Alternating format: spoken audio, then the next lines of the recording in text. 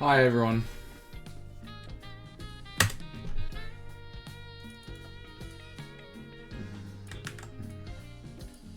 How we doing? We're gonna play some Mario Kart World today. How's that sound?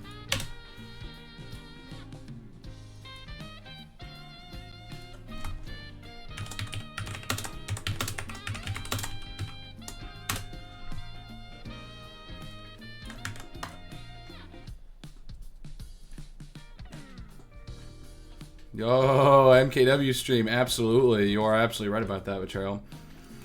Nah, I get it. It's such a tough thing to have right now. I get it. I don't blame anyone who doesn't. So,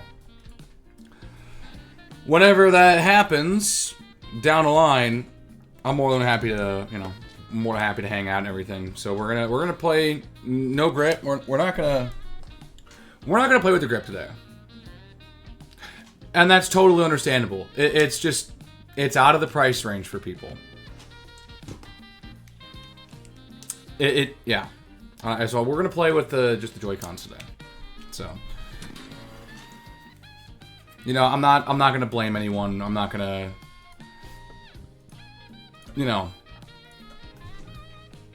say anything about anyone who doesn't want it or doesn't feel like they can get it at this point. It's fine. I don't really... It doesn't matter in my mind. If you want to, engage with it, it's your decision. If you don't want it at all, if you think Nintendo's a crappy company, that's your own opinion.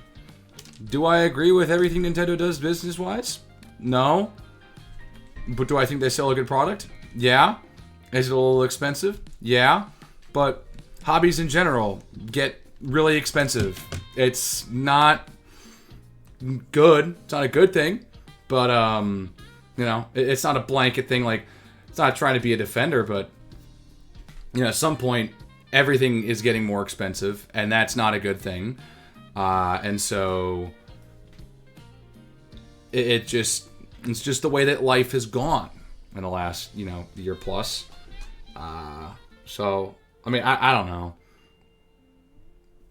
So I totally get it. If you either A, want it but can't get it, B, don't want it at all, C, just don't like Nintendo because you don't like their business practices, which I also want to bring up. Like, you see what some of these other game companies are doing? Nothing? Hold up. I just saw a P-switch. I want to hit this P-switch. Before we play online. Oh, that's what this is. You know what?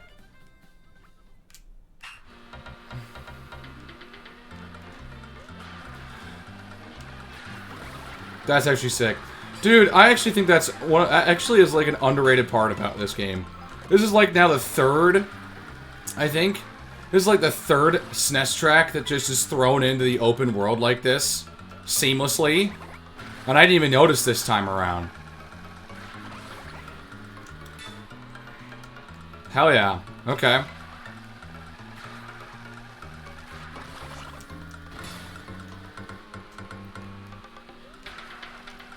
So, yeah.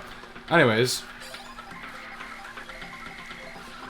No, the point I was trying to make earlier, sorry, I don't want to dwell on it too much, but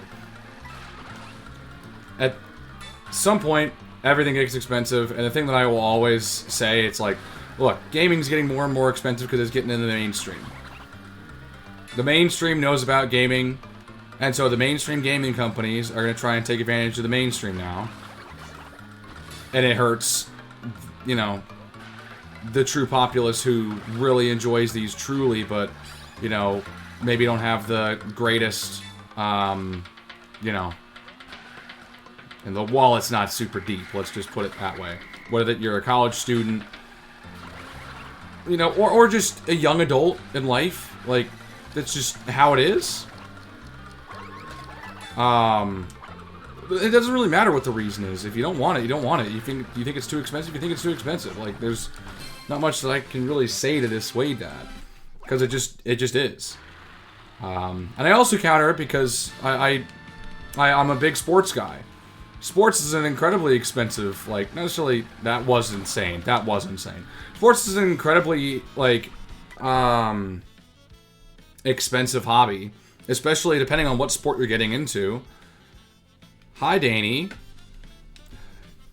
Like, even if you just watch it, right? You just watch sports? You want to go watch sports, kid? That's the cost of a game like this. Sometimes. Especially at the professional levels. And plenty of areas. So... That's the way I put it into perspective. And that's how I am able to feel okay dumping the money for this.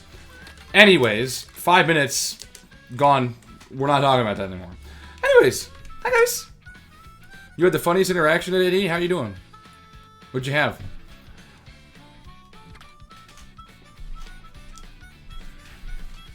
Ooh, another P-switch.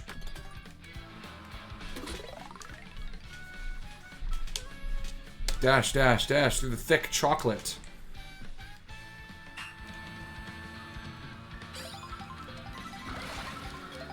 This is not good. I cannot see the... Oh. I'm supposed to go through it. Okay. Oh, that's bad. That's bad. Oh, no. Oh, no! Did I start all the way... Wow. I had to explain to someone who Jason Newsted was, and the only thing that came to my head was the deep creeping death clip. Die! Die! Die! Motherfucker, die! Such a hard line, dude. God. Don't even get me started. Me and my brother have this conversation about, like, once every, like, couple... Like, I don't know. We have this conversation once every, like, 3 or 4 times we talk about Metallica. We're just like, man, poor Jason. Poor Jason. Oh, whatever. Like, jeez.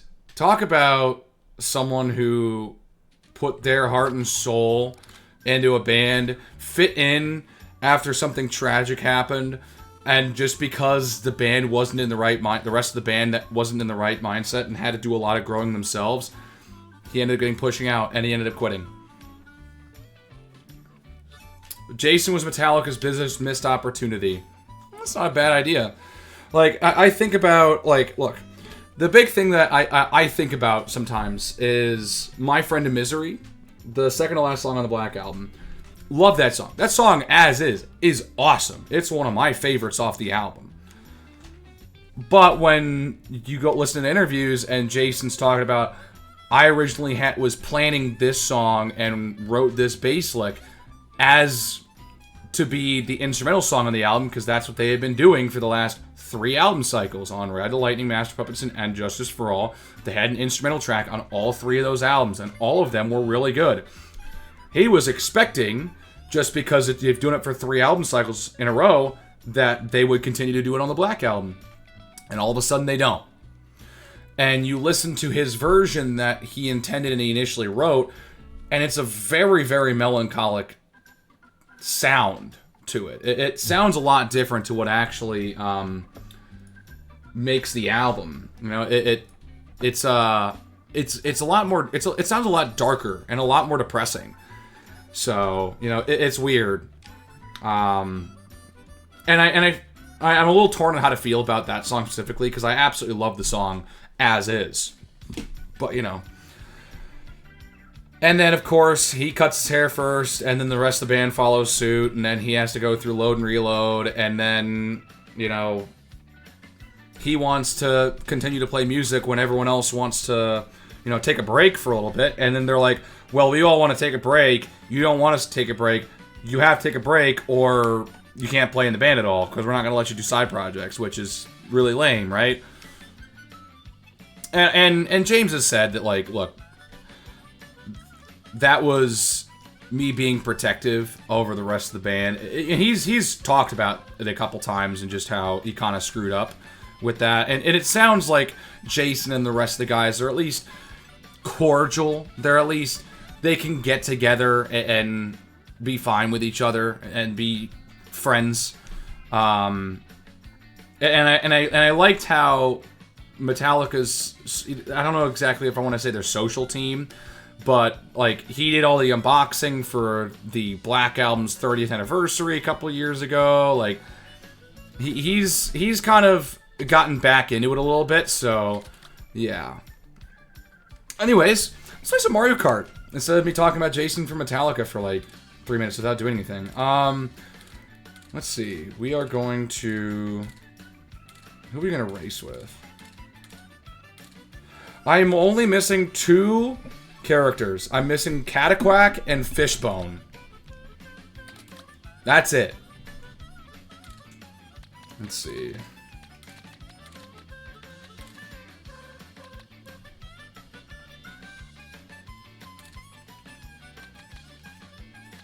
You know what? I like Pit Crew Lakitu. Alright.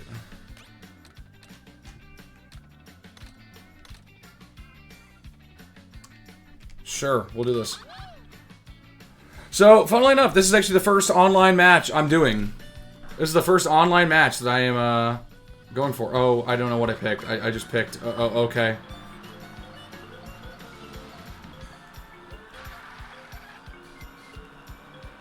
Alright, Wario Circuit is the first online race I ever do. Toad's Factory to Wario Circuit. Alright. Let's do it. I'm at a solid 3,000. My hope is that it never goes under this.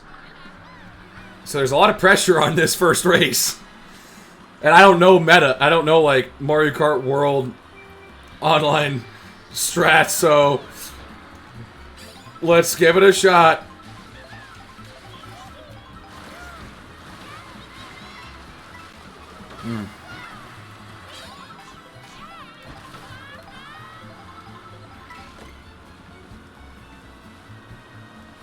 Bro. Alright. Your ELO is on play here. Oh my gosh. Yeah, I know. I know. There's a lot of stress riding, and there's a lot riding on this one race. I know.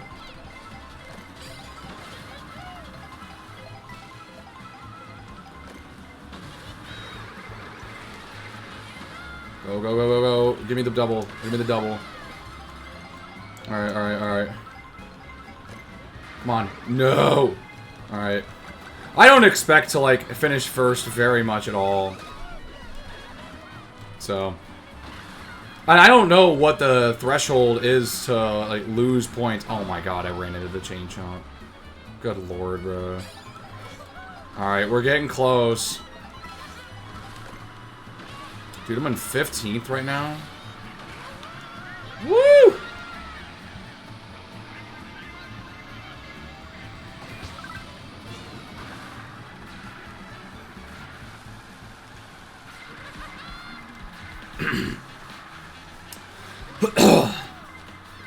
Alright, here we go.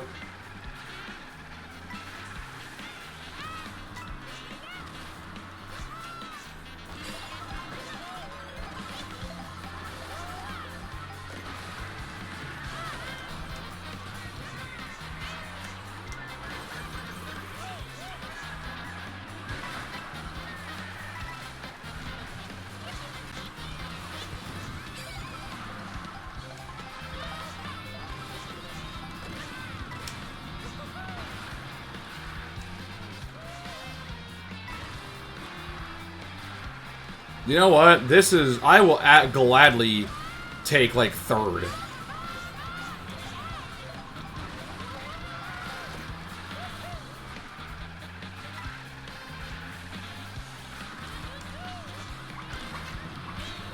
Huh! Yeah! Third! Let's go!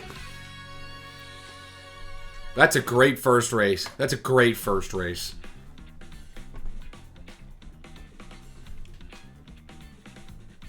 Oh no, I don't even see how much I earned. I didn't even see that. Hang on. No. Ah, damn. Hold up. I didn't even see it. That sucks. I don't know.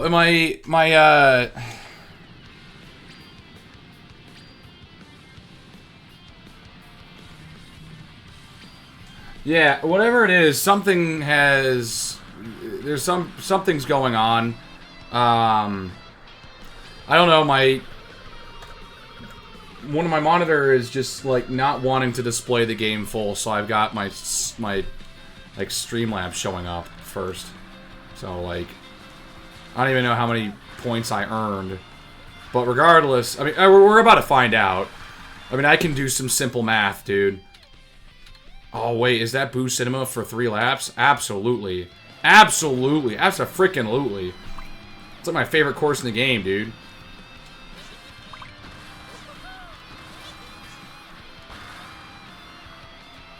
So, like, I don't know. So, we're about to find out how many points I gained for finishing in 3rd. Alright, where are the last 2? There you go.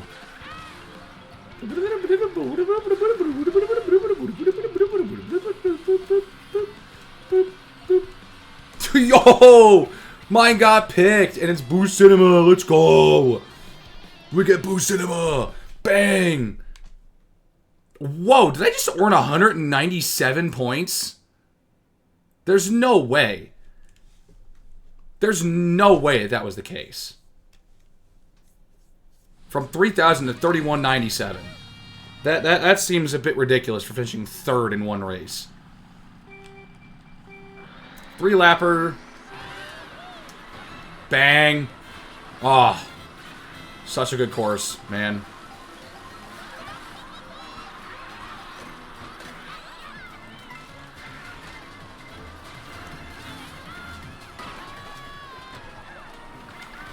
Alright, I cannot have a crappy race on Boo Cinema, bro.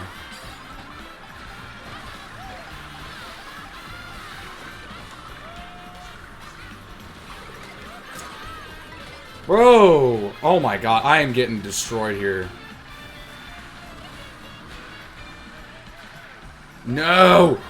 No, I got items. Okay. No, I got items. Oh, there we go.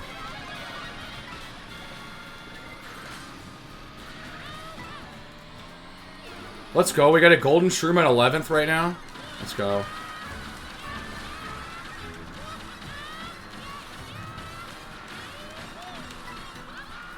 Alright. I will be more than happy with this.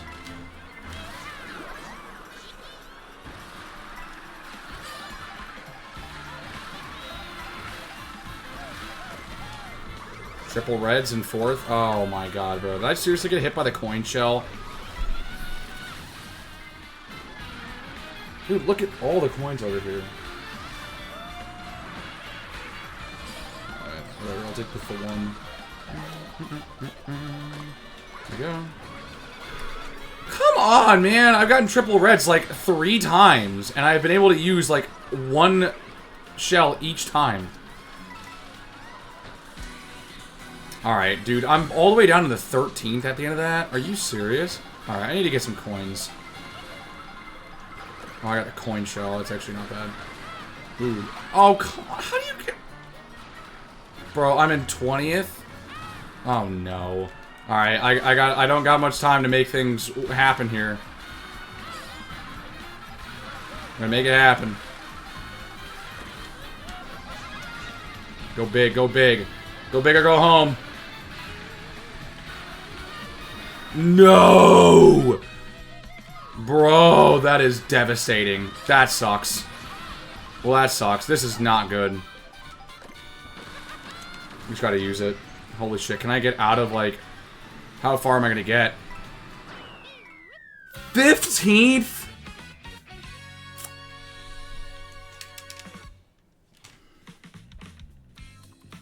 That is embarrassing. I still gained 51 points? I think it's probably because of my first couple races. That's probably what it is. That's probably what it is. It's probably like, you know, unranked Rocket League type stuff.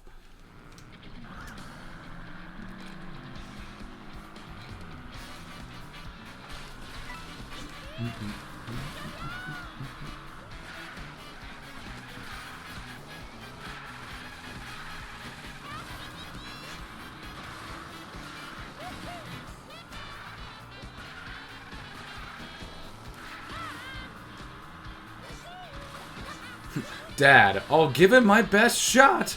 Hang on.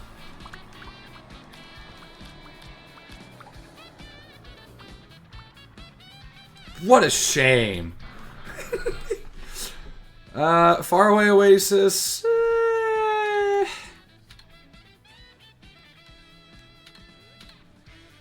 I'll go random. I don't really love any of these options.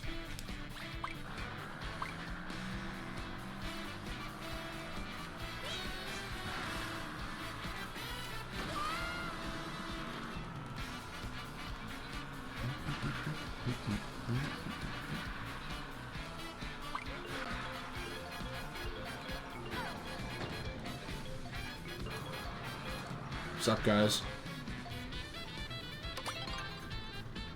Ooh.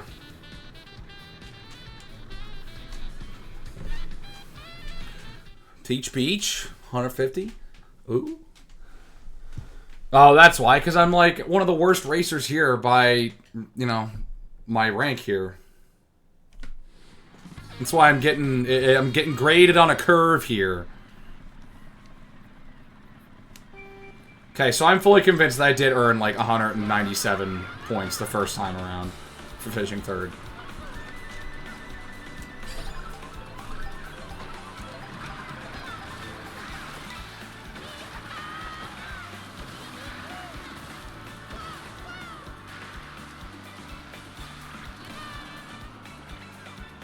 So how has everyone's wonderful Sunday been? Or Monday, depending on where in the world you live.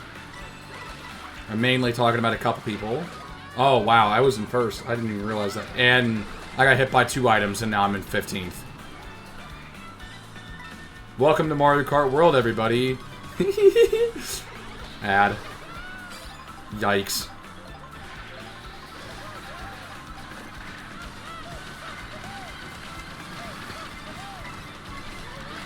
Bro, I had my golden mushroom stolen from me?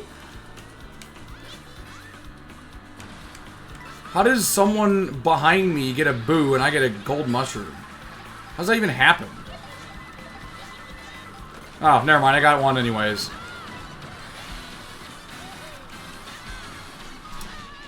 Can't use all of it again. Alright, we're top 5.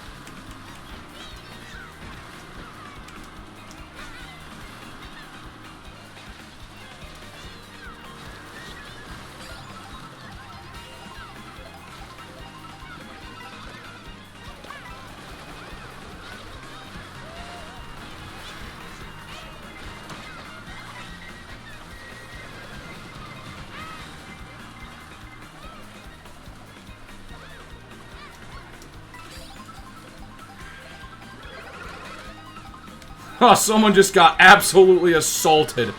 No! No way! I got hit by 1 shell! And I get down to 12th. Come on. Are you serious?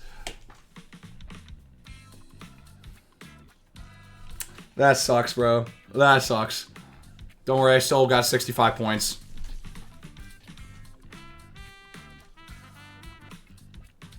I'm still good. Anyways. Awesome.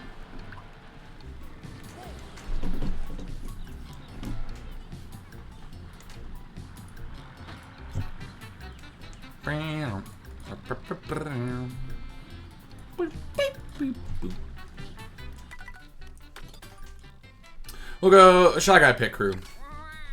And keep the theme similar here. What Tiny Titan goes with the stripes?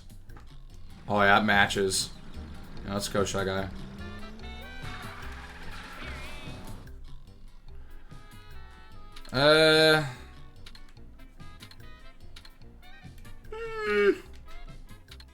I'll go Far Away Oasis this time. Bro, get out of the way. Yeah, bro. Move out of the way. Get out of my way, bro. Damn. Man, everyone wants to go to Faraway Oasis. Holy cow. No one wants to go anywhere else. Damn.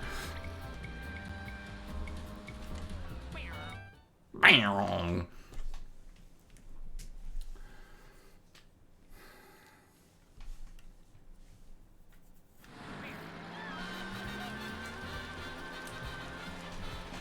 Alright. Let's move.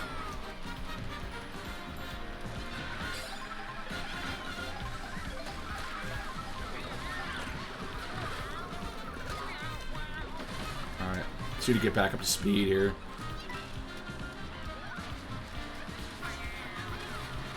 I swear. Please, someone have a Kamek right here so I can get Cataquack.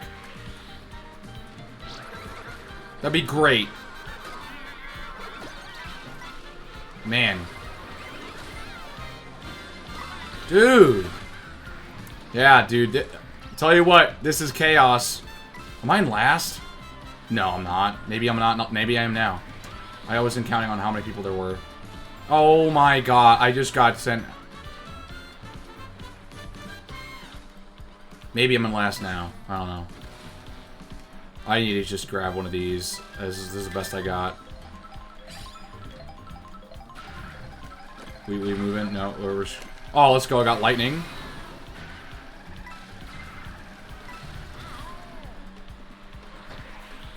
Yeah, lightning doesn't take effect for nearly as long.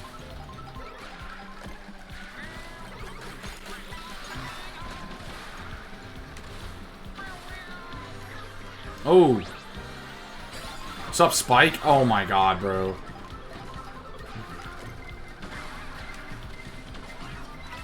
No, the poor giraffe.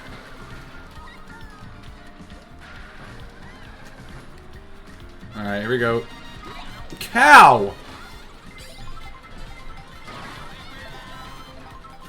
Bro, I got 2 items, and they are a golden mushroom and a bullet bill. When was the last time that I ever had either of those? Tells you this is just how it's going to be sometimes. Right as I get out of it. Alright, whatever. I like Faraway Oasis. It was a good track. Ooh, right as it's sundown. I like that. Oh, it's pretty.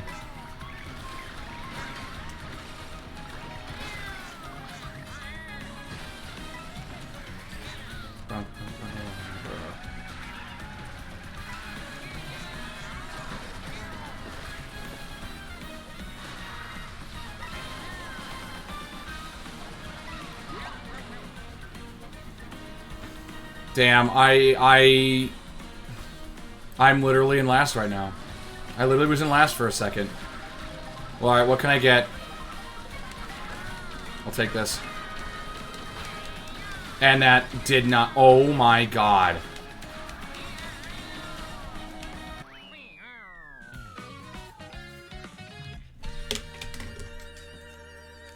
I don't want to talk about it.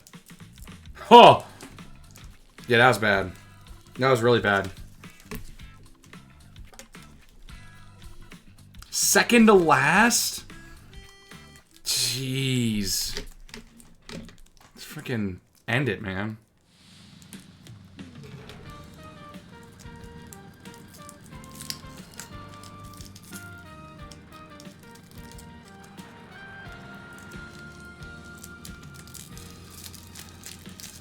Anyways, as I said a little earlier, I don't know, Betrayal, if you heard it. Do you want me to ask? I was just asking how people's day was.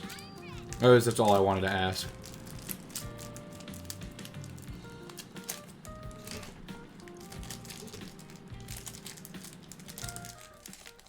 Ooh, Starview Peak's available. I definitely... Hang on. Definitely go in there.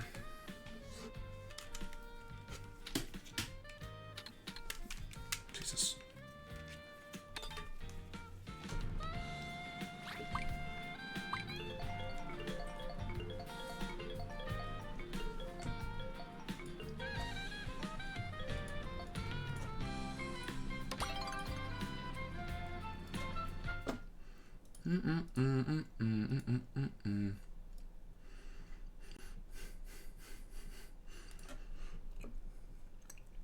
All right, we got an even 12. Just like any other Mario Kart game.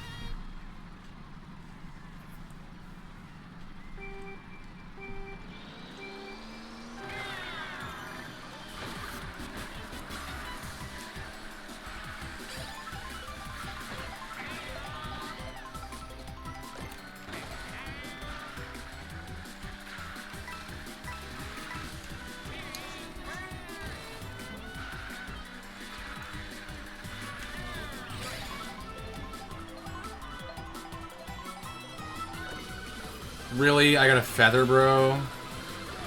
This thing is, like, so useless.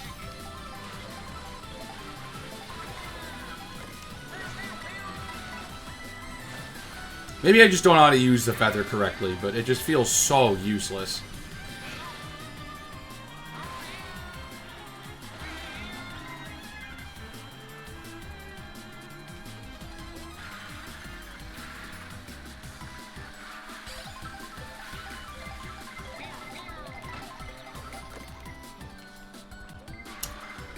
Oh.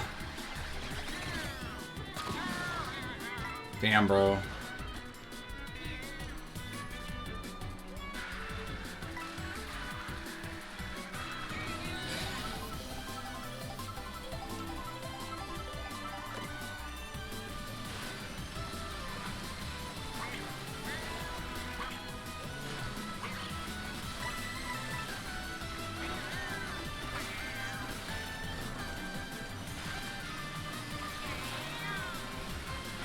Alright, they're in a comfortable lead here.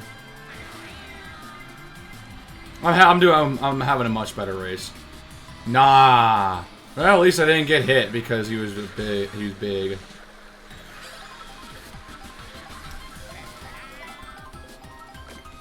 Alright, can I snipe it? Can I snipe? Oh, that did not work. Oh! Oh! Yeah, let's go. That was a nice snipe. Alright, alright, alright, alright.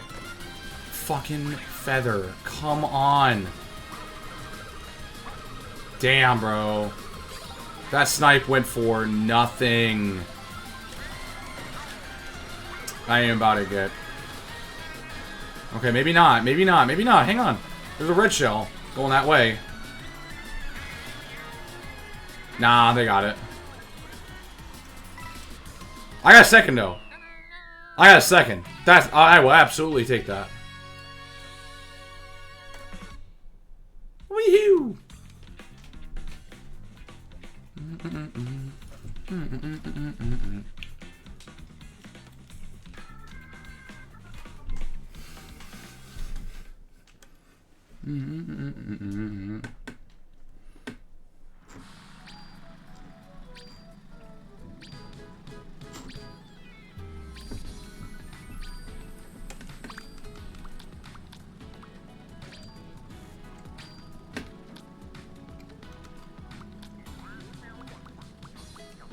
Hooray!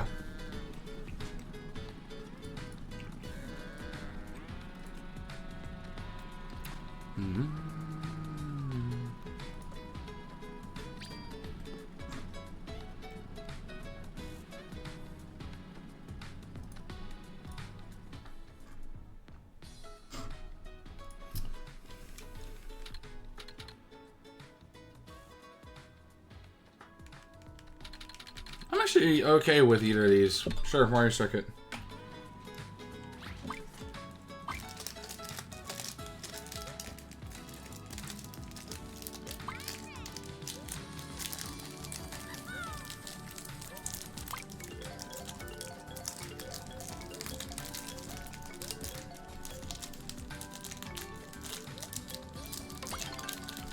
Yeah. Damn, no one really wanted to go to Warrior Shipyard. I should have picked Warrior Shipyard then.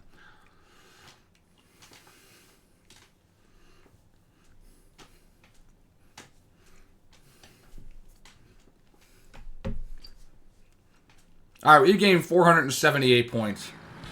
In like 5 races.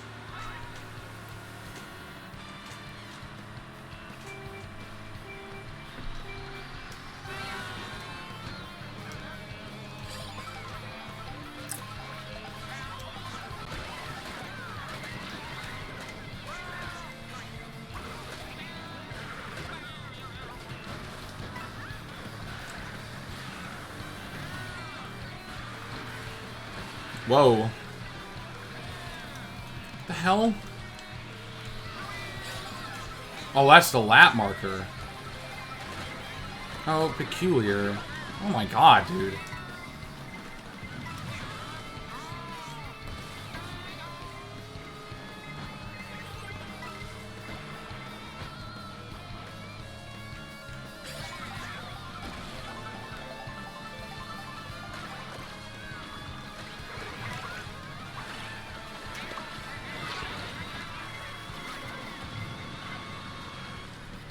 Man, this is item chaos! Dude, this is so wild. Oh my god, I was actually behind someone who had lightning. That is ridiculous. Alright. Grab some more coins here. Yep, alright, cool. We got some more items. Right up. Awesome. Like, it's actually crazy. Like, those who grew up with Mario Kart Wii, specifically, because it really wasn't like this in, like, any other game, but for me, whenever I got triple bananas in Mario Kart Wii, even, like, Mario Kart 8, I tried to hold on to those as long as I could. I was in no rush to use items that I didn't need to in those games. Doesn't matter what place I'm in here in Mario Kart World, I've always felt the need to just use my items right when I get them. I don't know what it is about the game design. I don't know what they did, but there was something that they did that really kind of like changed the psyche of not just me, but for like so many other Mario Kart players that it's just like, we want to use the items right away. We are not beating around the bush. We are not holding on to items. We're not protecting them for specific use. We are just going to use them. Ooh. There you go. Use a shortcut.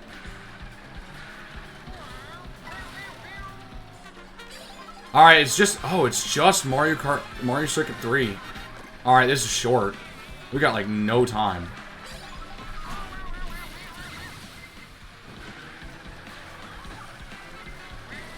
Oh my god. Alright, last item box. Give me something good. Yes! I totally sold on it. I banked on it. Getting mushrooms. I'll take a top 5 finish.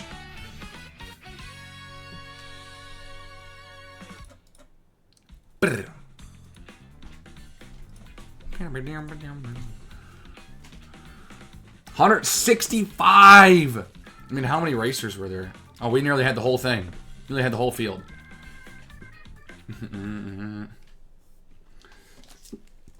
We're getting to at least 4,000 in this stream, I'll tell you that much.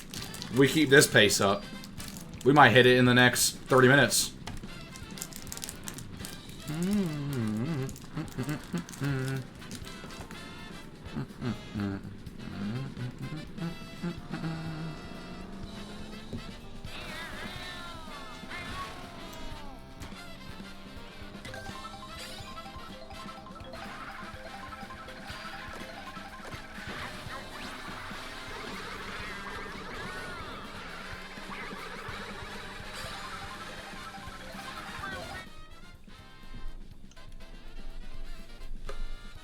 I really like Dandelion Depths.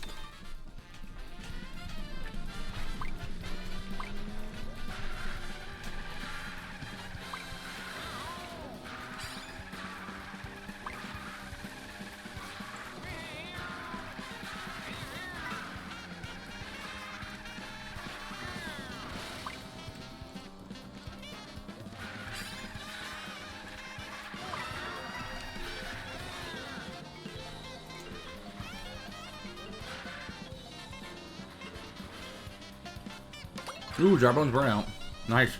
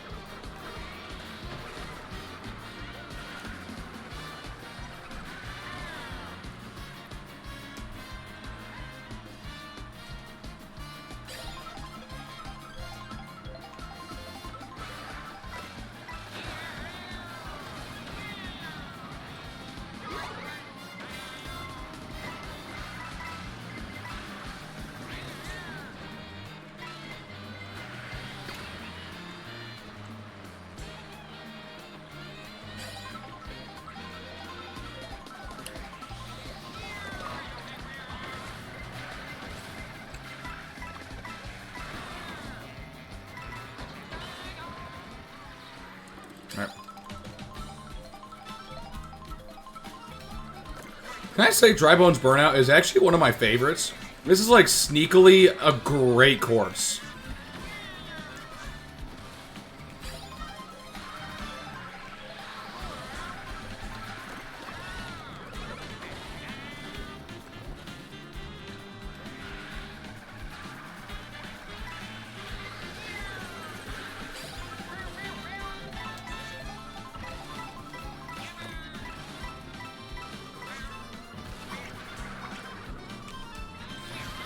Ooh, I'll take that.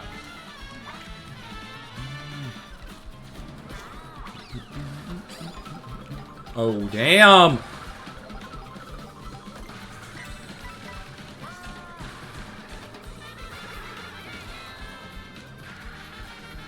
Oh, hold up, hold up!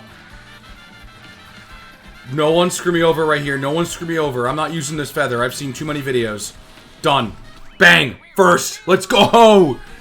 Let's go! There's the first one! First W. Yeah! Can I get a W? Can I get a W? Because that's a W. Let's eat one! Yeah, give me the sax solo. Let's go, man. Oh, hang on. Oh, I wanted to see how much that gave me. Too late. Well, there you go. We did it. We did it, guys. We finished first in a race.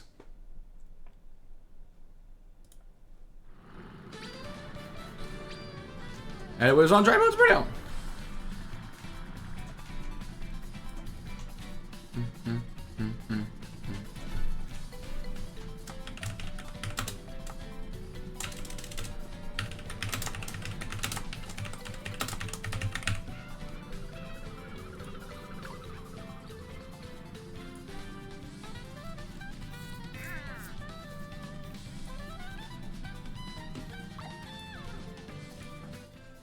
Alright. Desert Hill, that's a really far ways away, and I don't really like Desert Hills enough. Sure, we'll go to Acorn Hearts. We'll go there. Acorn Heights is good enough. Ooh, look at the little crown I got.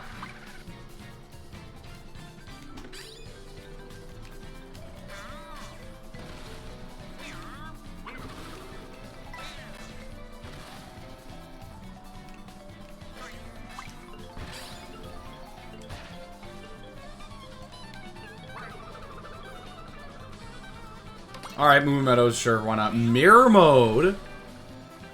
Oh, I haven't played Mirror Mode really at all. So this is interesting.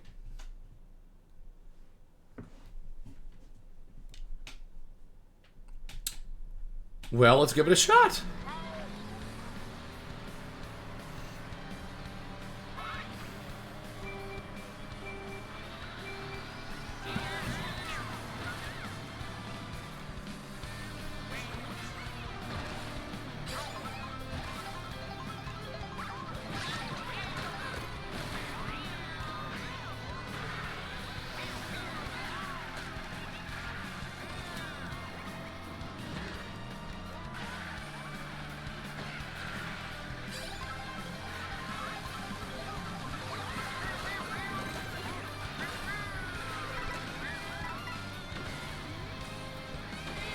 Oh, wow. Thanks, whoever did that.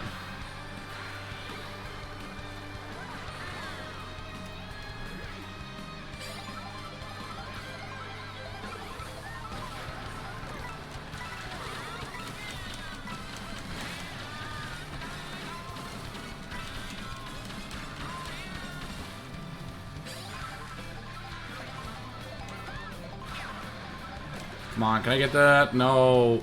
Oh, I got one more throw. I missed.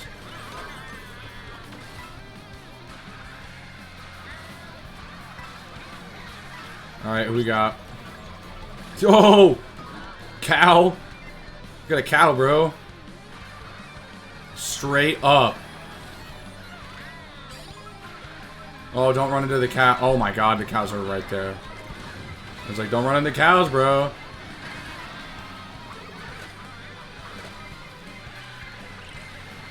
Damn, we're getting a lot of guys.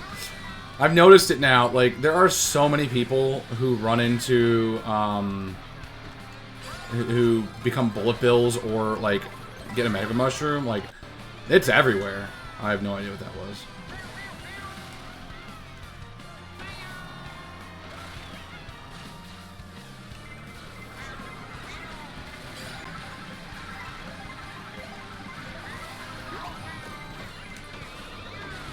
And sometimes it's like, you know it's coming, and you can't really do much about it.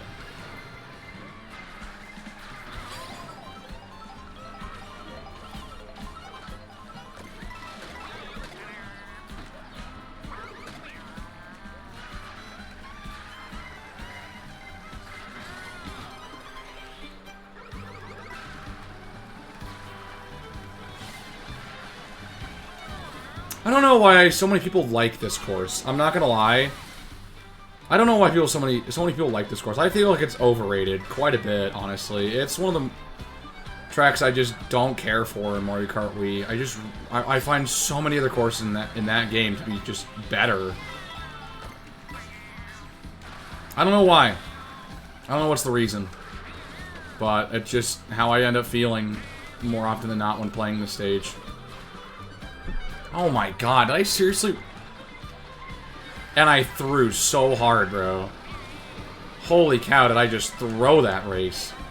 Actually, never mind, I didn't throw it crazy. I managed to somehow get 5th. Alright, you know what, never mind. Forget that.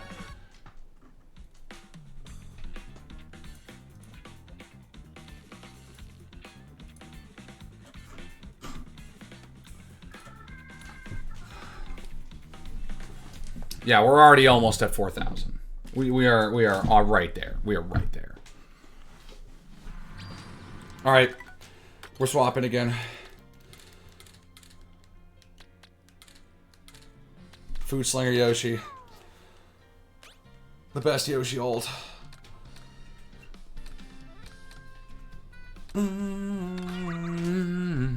Ah, we got some Galaxy 2. Let's go, bro. I'll go Cloud 9 for now.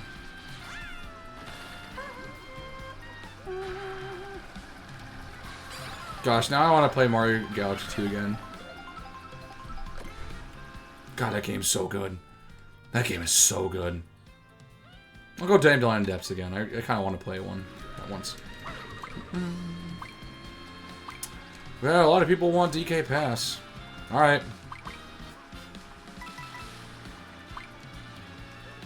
Rando.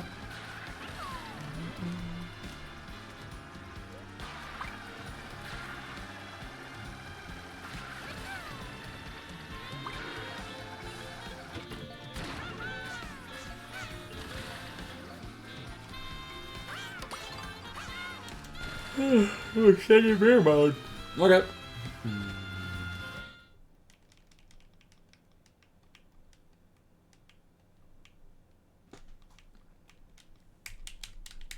We got like a full group. Woohoo!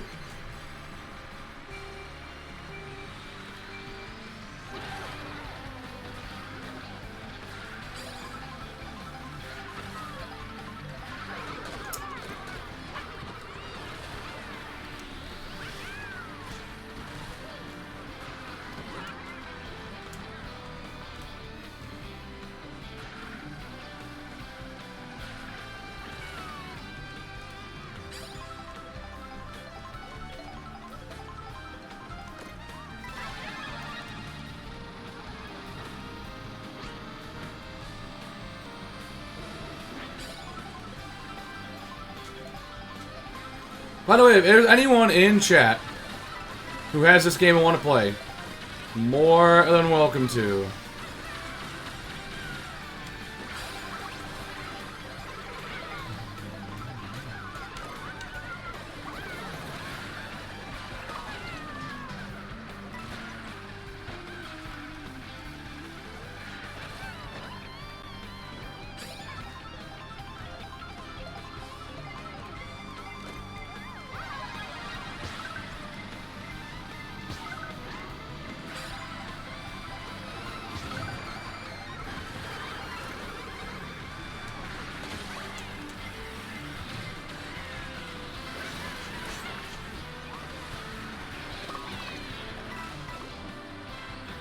Man.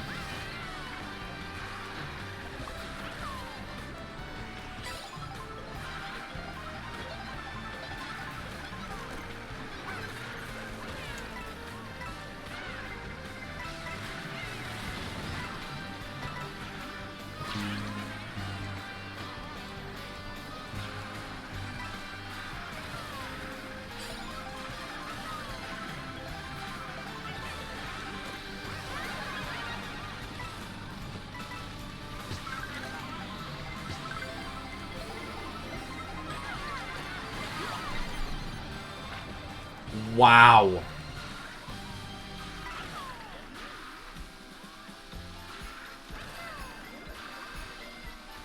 Oh my god. Am I seriously in last right now? I seriously am in last right now.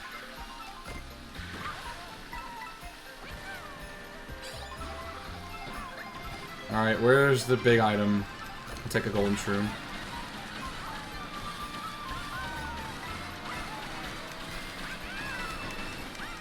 Alright, here we go.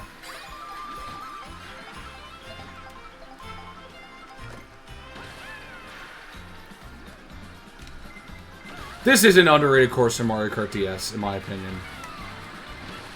You know, in a cup that has to be, it has to kind of like hold its own against the likes of Tick-Tock Clock and Airship Fortress. I think it's a really solid track. I think Tick-Tock Clock and Airship Fortress are both better. And I'm so glad to see that Airship Fortress is in this game. But, you know. My point still stands. I think this is a good one. Oh, come on. No! What am I doing? Oh my god. I let everyone pass me.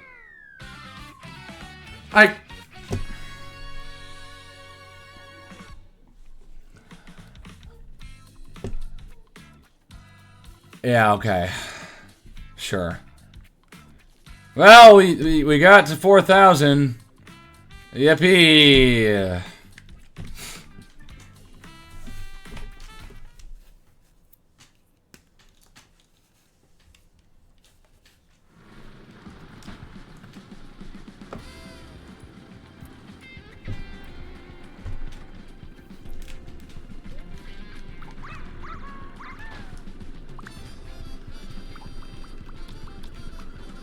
What a shame.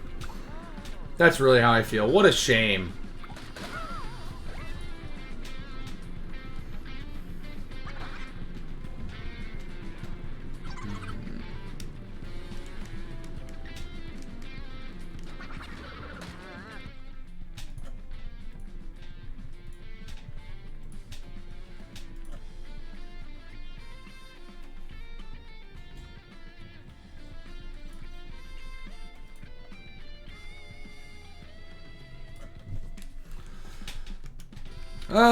Yeah, we'll do Acorn Heights. Sure.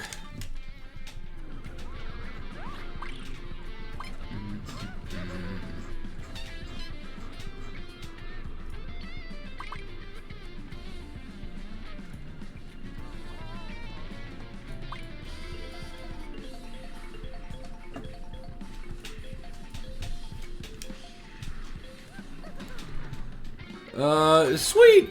Acorn Heights. Let's go.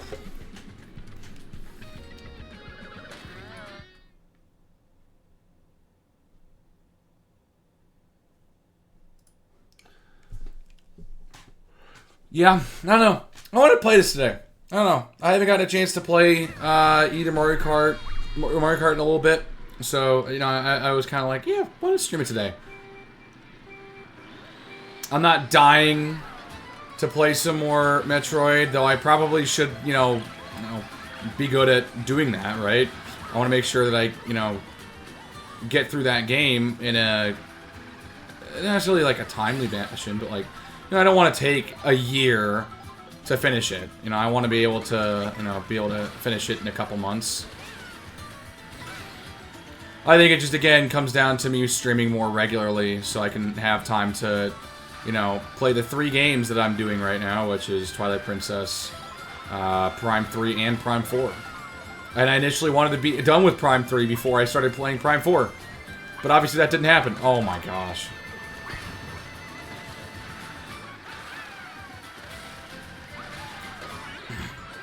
So, yeah. But I also, you know, it's like, also, I don't want it to just be those 3 games. But I feel like I should probably finish at least one of them before, you know, moving on to something else. And that would most likely end up being one of the Prime games. Considering that Twilight Princess is a pretty long game, and we are only at about Dungeon 3, but, like, still, we're getting close-ish to the halfway point. I mean, I don't know, I'd probably consider Arbiter's Grounds about the halfway point of Twilight Princess, in my own head. Because, like, it takes a long, maybe even just after, after the, you know, kind of getting to Arbiter's Grounds, maybe kind of setting up that quest is probably, when you kind of get to the halfway point, you know, because that's kind of where, you know, you have your 2 major acts in the game, and that's probably where the shift is, so that's probably more, you know, where you're at.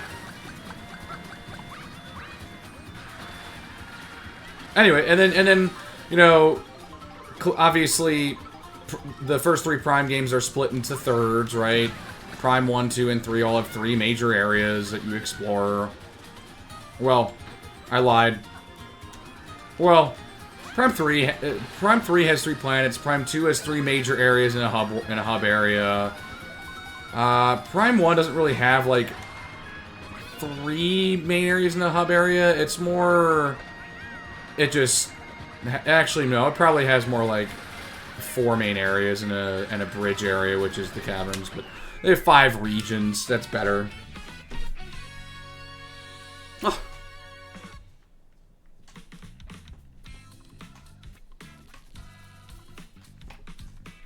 Alright, get it, Yoshi.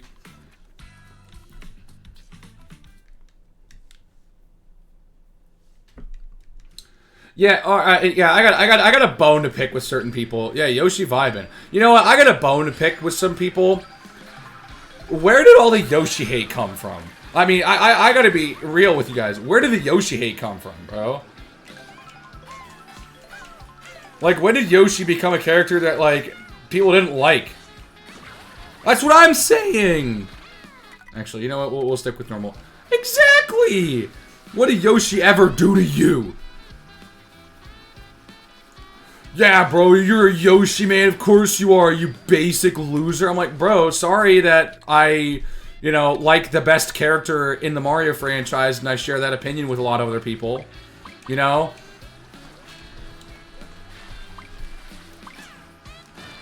I can always, you know, yeah, Yoshi is the GOAT, bro. You know,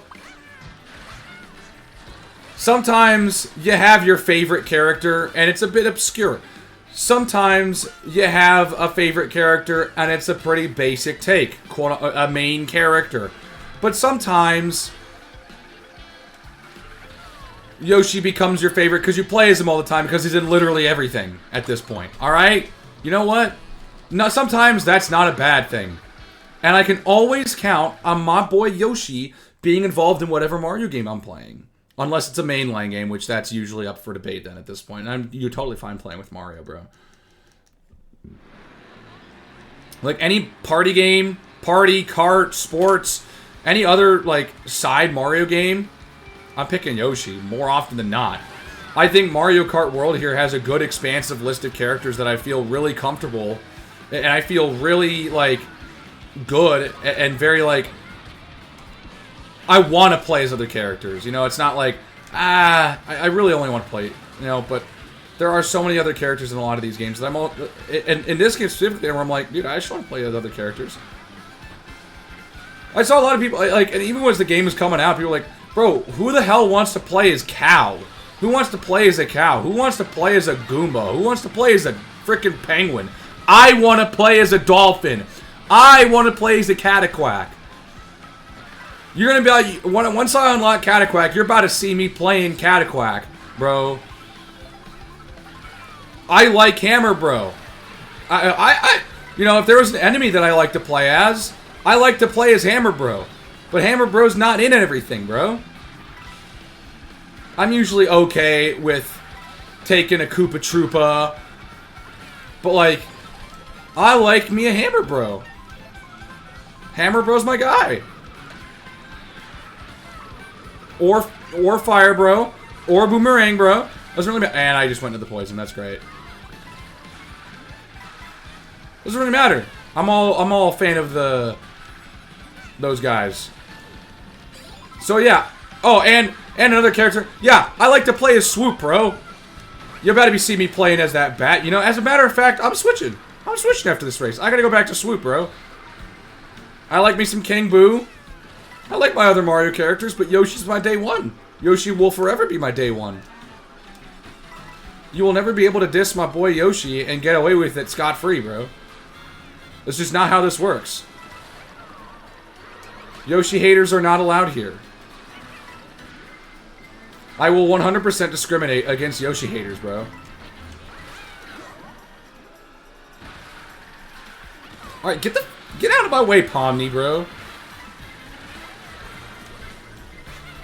This Waluigi looking dude really named Pomni. We got a Swoop over here named Pizza Hut that I gotta beat now. Oh, okay. We're good. Come on, man.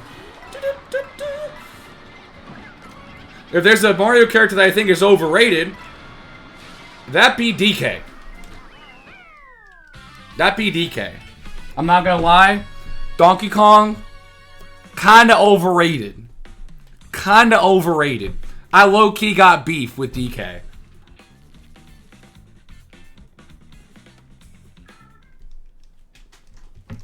Low-key. It's not like high-key hate.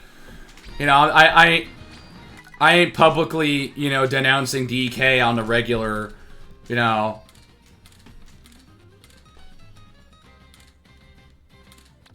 Yeah, bro, I can play as a Pianta in Mario Kart, bro. That's just pretty sick. I got Dry Bones, bro. Let me use some Dry Bones. Yeah, bro, you can play as a Pianta. Nintendo ain't forgot. Nintendo didn't forget. Also, I love using Swoop because he's the smallest character. I love him using him with the smallest cart. I don't know. It always feels a little fast that way, too. Ooh. Bowser's Castle. Nah, Swoop is really small.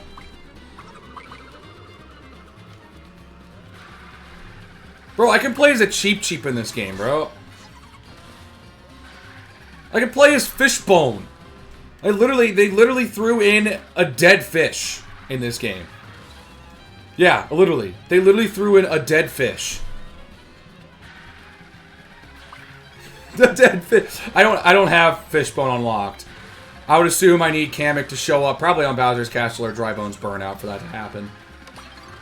Ah, great. That's the one position that I don't know where it is. So, we're about to find out together. Oh, nice. Bowser's Castle.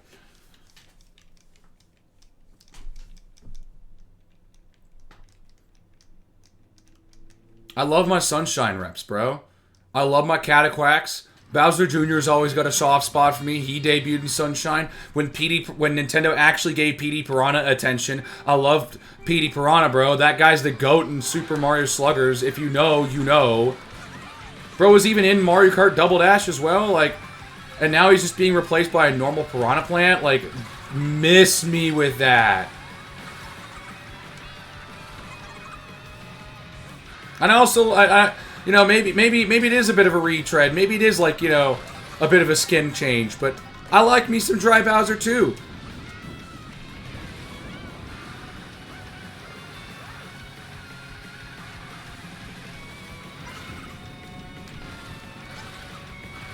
Woo!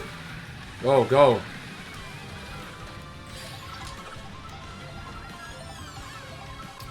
You want to say hi? Guys, look. The kitty's here. Everyone say hi to Pepper.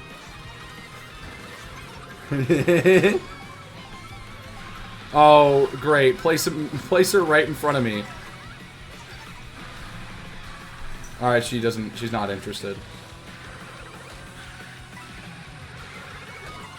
Hang on one second. I'll take my... You hear that, Pepper? Someone saying hi to you. How you doing? Oh, okay. I didn't hear you. Obviously. No! Oh, betrayal. Yeah. Betrayal's here. Not in the chat at the moment. We got a couple people, there's people watching.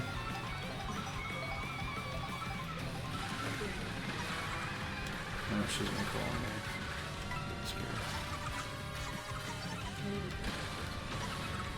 Okay.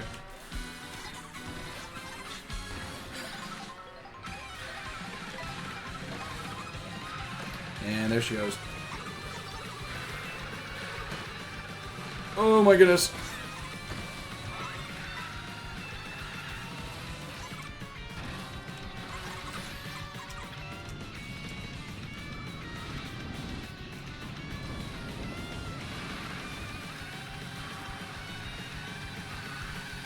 No way! Oh my god! That shell saved. Yeah, I know it did. I'm not having a great race. Or at least a great third lap. I wasn't doing too bad the first couple. All right, can I salvage top 5? Oh my god! No! I didn't even get top 10. How sad is that, bro? How sad is that, bro? Shame. Real shame, bro.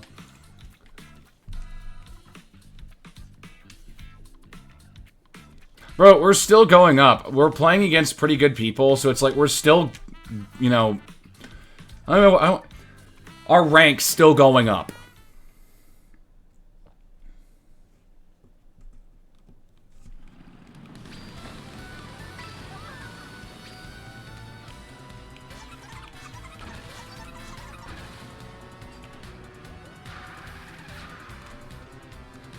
So, yeah.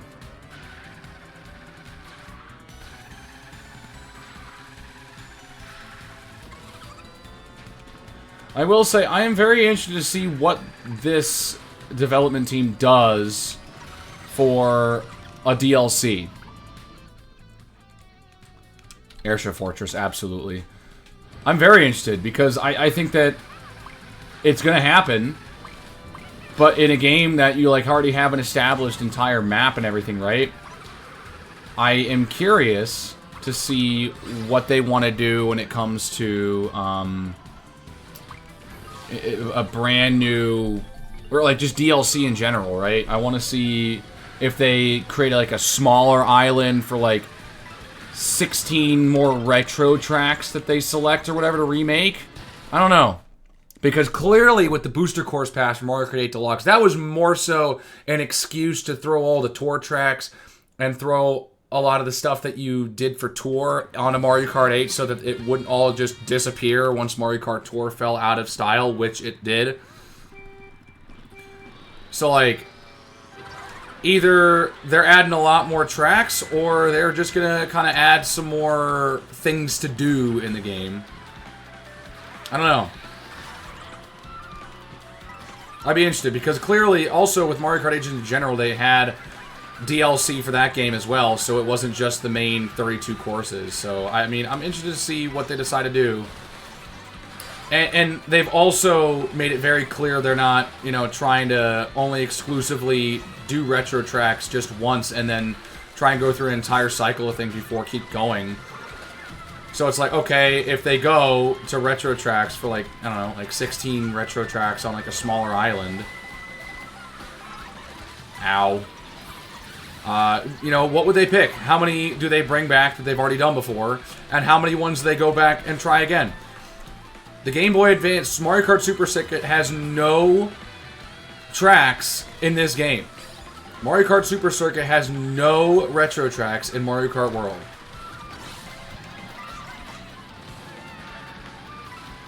And Super Mario Kart only has Koopa Troopa Beach. Because everything else is just kind of like, we're going to throw them in there because we can. Like, the Mario Circuit is the first 3 Mario Circuits from SNES, which that counts. But then the other homages, there's a Koopa Beach homage. There's a different one. There's a Vanilla Lake. There's Choco Mountain, as we saw earlier in the stream. You know, they've added a couple just in the overworld, so they don't have to like remake the entire course because they're just not super long, maybe not even very interesting. So I'm very interested to see what they decide to do, right?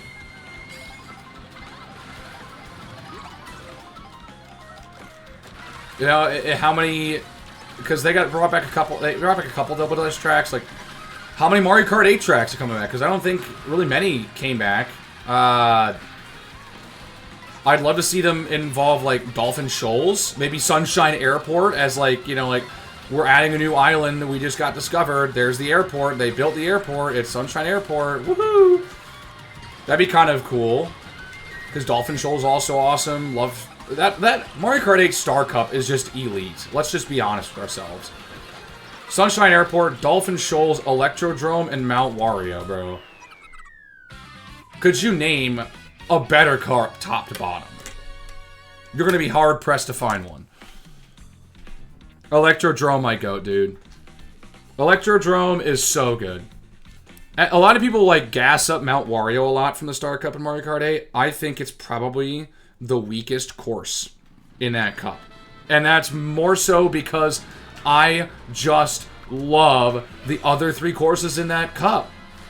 I just love Dolphin Shoals, I just love Sunshine Airport, and I just love Electrodrome. All 4 of those tracks are definitely top half of Mario Kart 8. But like, I'd be interested to see what Mario Kart 8 tracks they decide to bring back, right? Yeah, I don't know.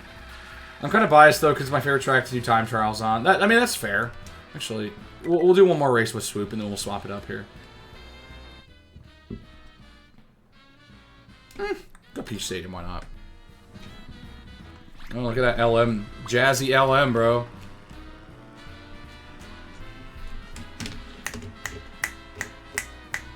It's finger snapping music.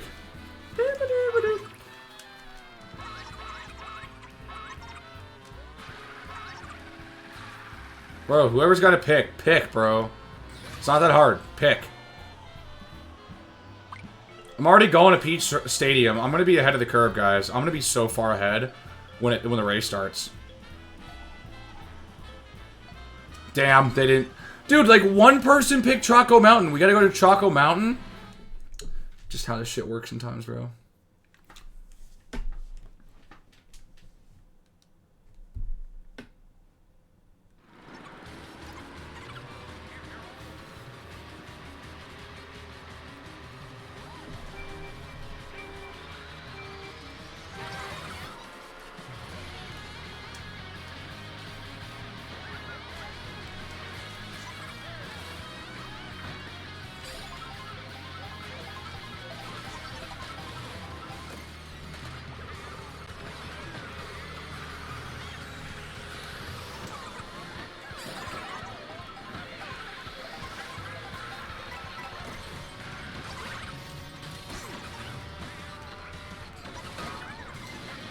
Oh, those who are dropping the feathers. The Flying Koopas.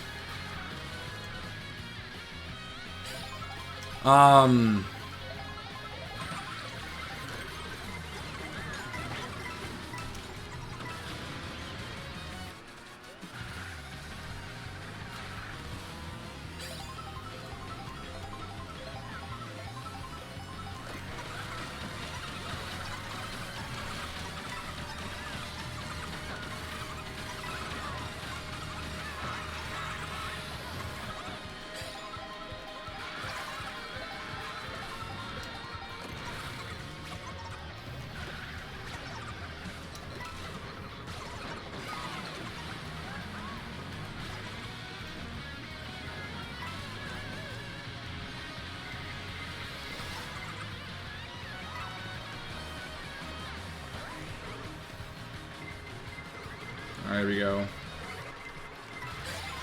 Can I just also say, like, this OST is phenomenal. Like, you just listen to some of these remixes and it's just like, oh my gosh. You did not need to go so hard in the studio for this. Oh, let's go. We're in the front with two red shells. You know, this is a rare time where I feel like I can hold.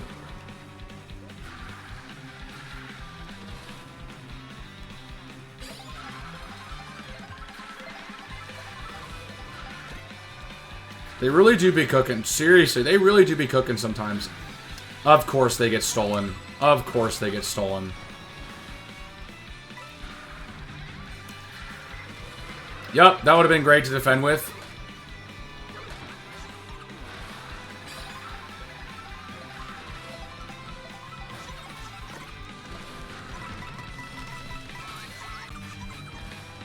No! No! Come on, you really gotta blue me like that? Come on. Well, there goes first.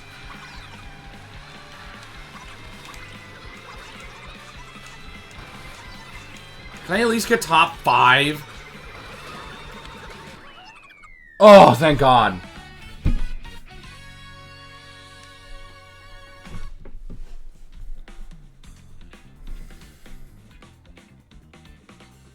Yeah, that was a little close.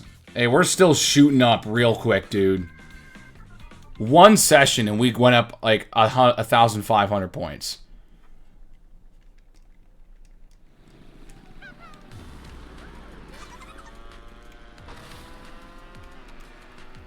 Oh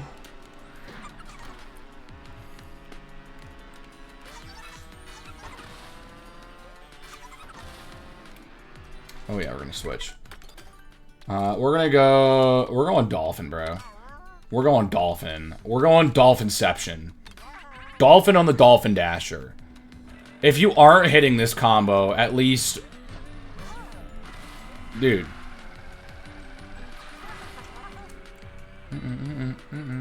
Dude, like, what's with this lo-fi remix of Mario 64 file select? And why does it go so hard?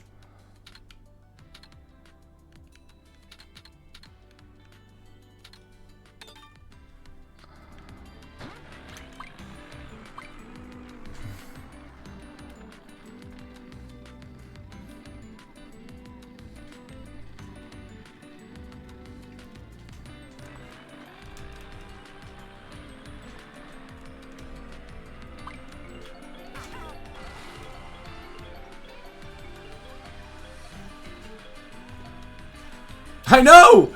It does! It does! It doesn't need to. They got like I think the results screen from MK64 involved too. Like another like random like interlude track. You know, it's kind of supposed to like just a loop and it just goes hard. Like, wow.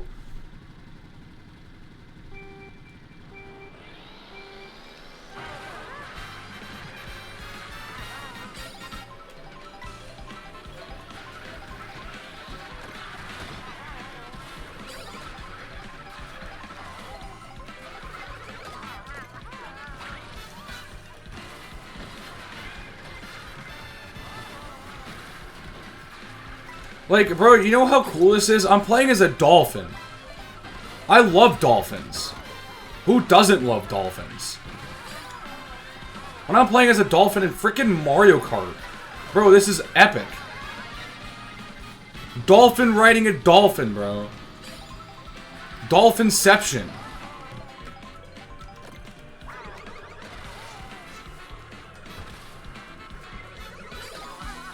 Alright.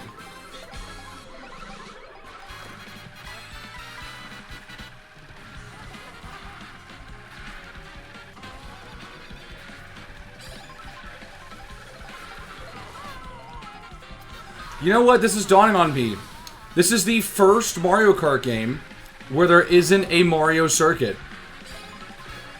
The first one.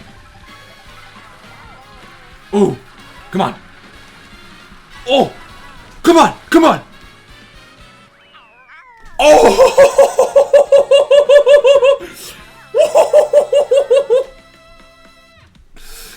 Bang. Bang.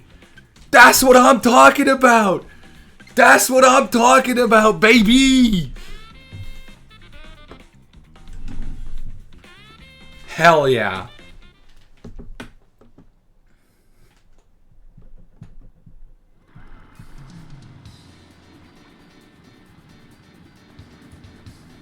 How many points were gained? I don't know. I know, Facecam covered it up. I'm also not watching it there. But a lot of them. A lot. I can go back. Hang on. I clipped it, so hang on. I don't know where we started before the race. Well, that sucks. I don't know at this point.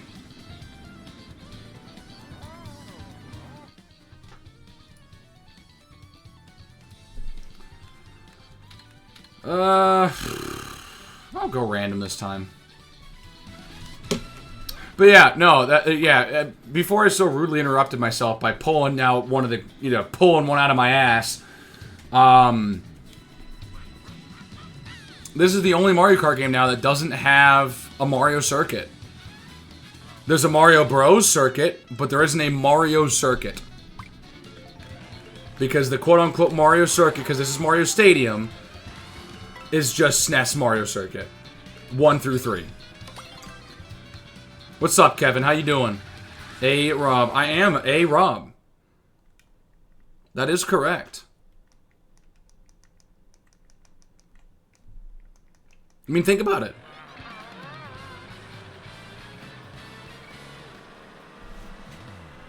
I mean, seriously. You got SNES Mario Circuit. You got Mario Raceway in N64. Mario Circuit in GBA. Mario Circuit GameCube. Mario Circuit DS. Mario Circuit Wii. Mario Circuit 7.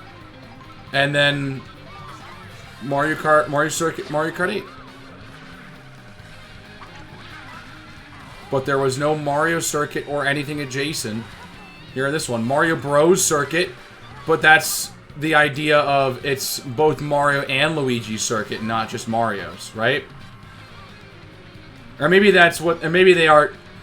Maybe they'll make a technicality for that or whatever. But in my mind, that's kind of both Mario and Luigi, because there isn't a Luigi circuit. So I don't know.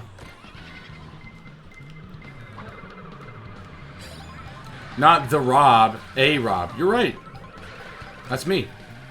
I am a Rob.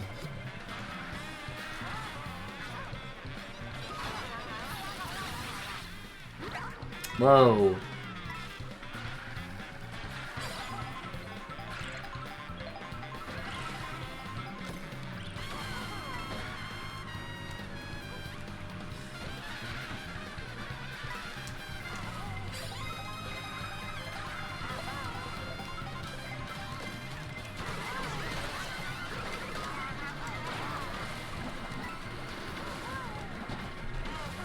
I still remember that one time when someone said it as a robe.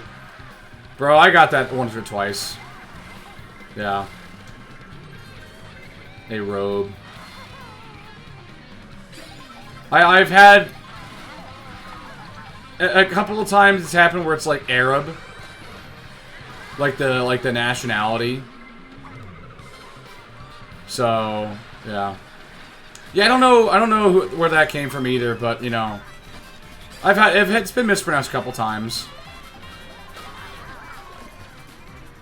Maybe like an Arab as opposed to like, you know, making it part of one word as opposed to like, you know, almost like a mashup of different things, right?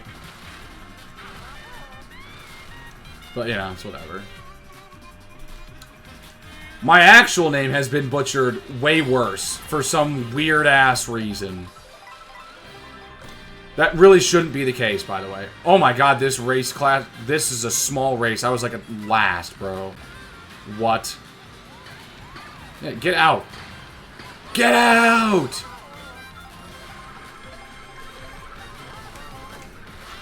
Get out!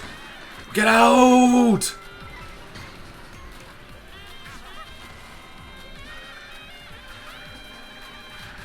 Yeah, trust me, I don't know how it's possible either. Some people are just terrible with names, and I'll never understand it because I'm pretty good with names. Yeah, bye-bye, Scuba Steve. I'll take a top 5.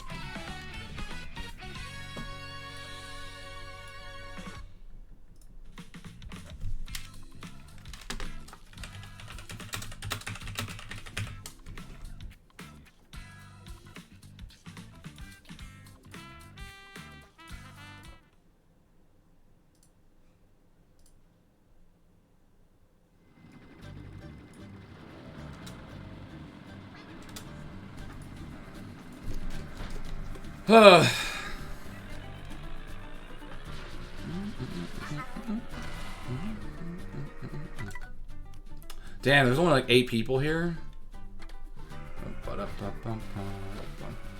Okay, like, how exactly do people mispronounce your actual name? It's not because they mispronounce it. I haven't really seen that too much.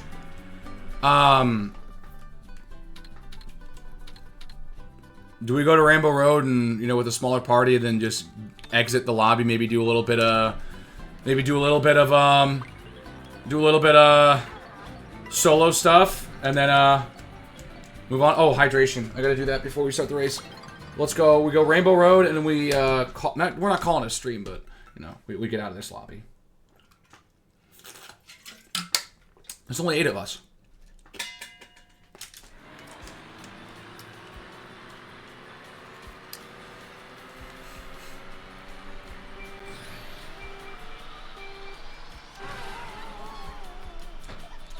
Those were the wrong emoji, damn it. Yeah, no, like, I've had it misspelled several times, or just mistaken for totally different names, right? Like, it's less people don't know how to pronounce my name, it's more, for some reason, people either misspell it, I don't know how, and then, yeah, it's weird like that.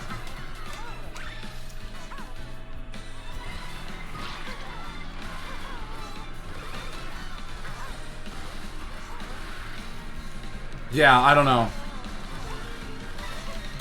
Because, like, I have a relatively common name in English. But it's also not one of those names that, like, has, like, 2 or 3 different pronunciations. It's, like, it is what it is.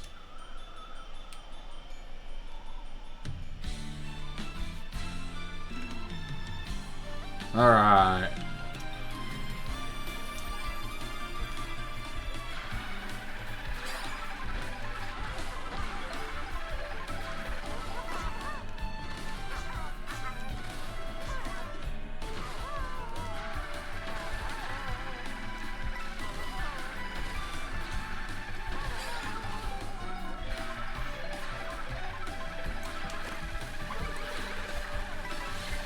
You know, what's really funny? There's definitely some guy out there who's never played Mario Kart and doesn't know that Rainbow Road's been around literally since the series debuted 30 years ago, and saw Rainbow Road for the first time and started complaining about it as some, like, woke propaganda. You know someone, every time a new Mario Kart game comes out, you know for a fact that happens. There's like, Rainbow Road? Ah, hell no. They got to my video games too? Why do they gotta make it all political? Bro, since when did Rainbow, like the rainbow, become a problem? Like, just, them gays infected the Mario Karts. I can't believe you guys support this garbage. Them gays are infiltrating everything. They're turning the freaking frogs gay. It's just, it's funny because you know there's someone out there who genuinely thinks it's a political statement when there's literally nothing inherently political about it. It's literally just a road that's a rainbow. That was the idea when they made Rainbow Road 30 years ago. It's like, oh cool, it's all the different colors of the rainbow, and it's set in space, and it's the hardest track in the game every time.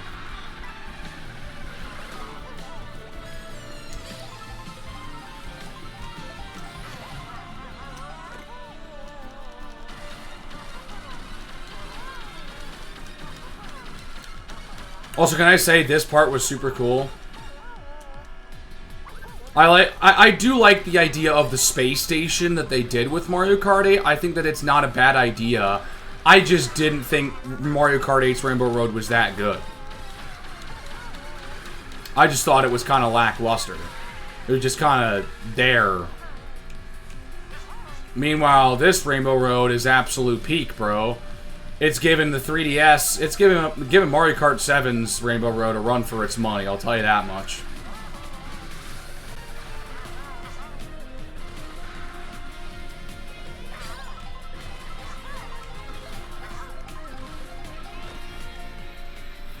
I remember the 200cc on the beginning being terrible. Really? Oh, I don't remember that. Alright, we are in first and we're going on the fifth. We're going to the last lap here. Or last section.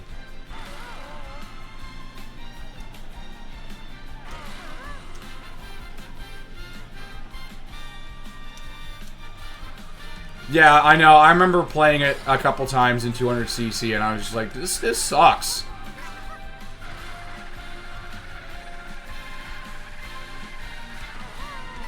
No! Come on, bro. Well, that sucks. Well, having first was nice when, it was nice.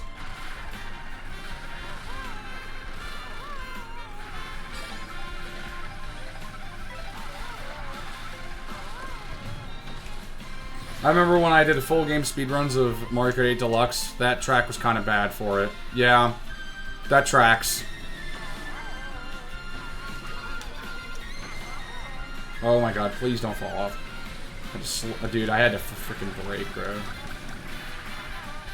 I can't finish in 7th of 8, bro. That cannot happen. Got a golden shroom to close it out. Come on, bro. Come on. Oh, yeah. Top 3, I'll take that.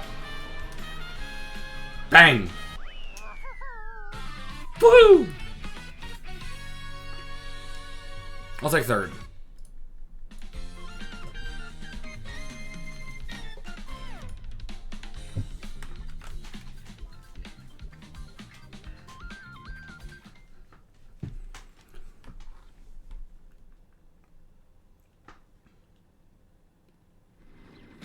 Also, I love how Rainbow Road kills the bitrate. Oh.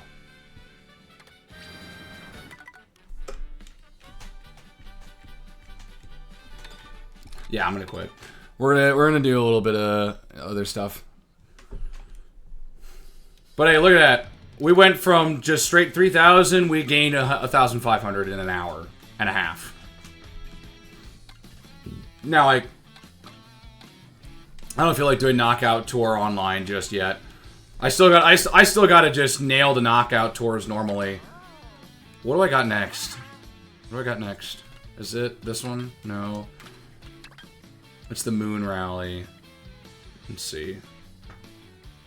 What character should I go with here?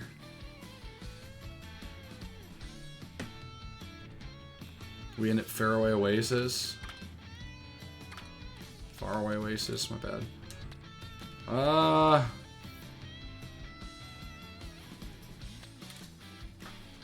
No, we'll go Hammer Bro. I was saying it earlier. I messed with Hammer Bro. Hammer Bro's my guy. Put him in the Tiny Titan.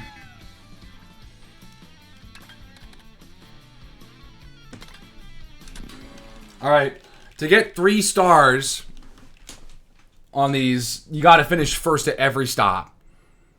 You gotta be in first the whole way through. This shit hard, bro.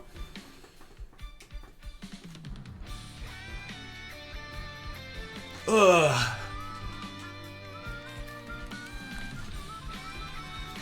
Though nothing will be as hard as getting 3 stars in Mario Kart Wii. 3 stars in Mario Kart Wii is like nearly impossible. I gave up doing that long ago.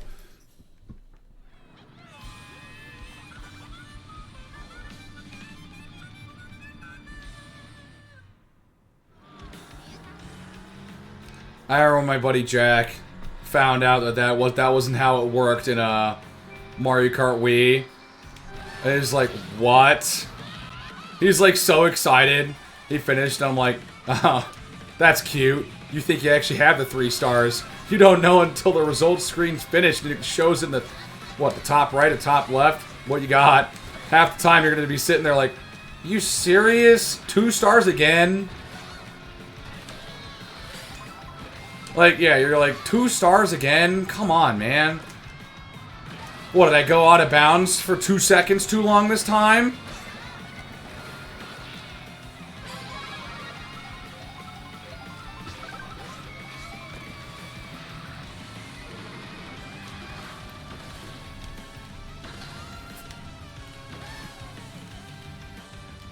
Alright, we're kind of building a bit of a comfortable lead here. Ugh.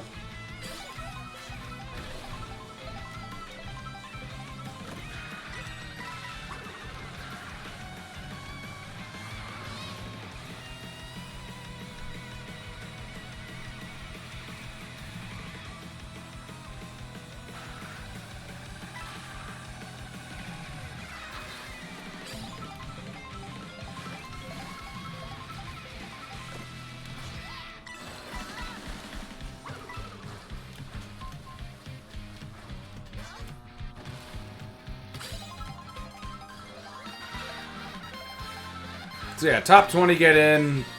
Easy shit.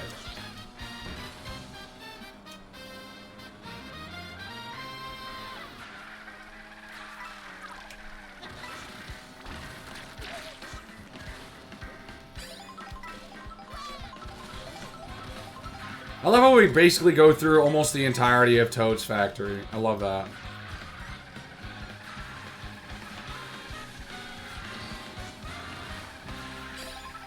We're literally doing pretty much a full lap.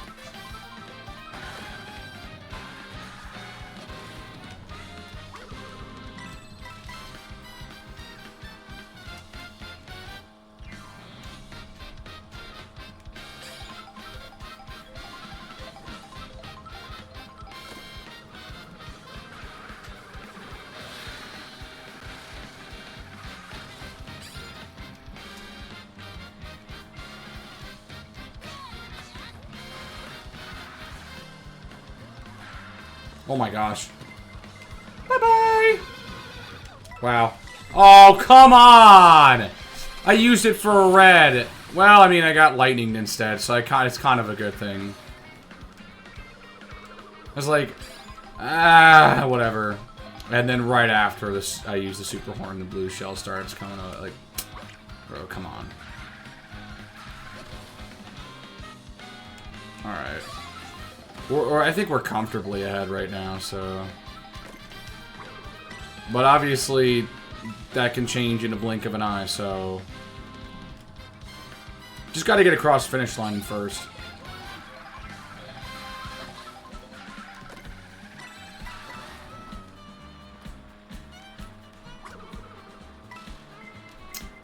Come on, why didn't I hold that? Please don't pass me. Please someone don't pass me. Please someone don't pass me. Thank you for hitting me after I crossed the line. Yeah, I was still pretty far ahead.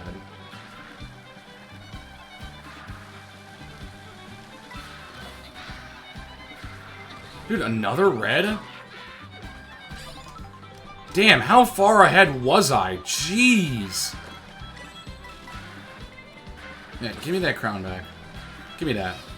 It's not yours, it's mine.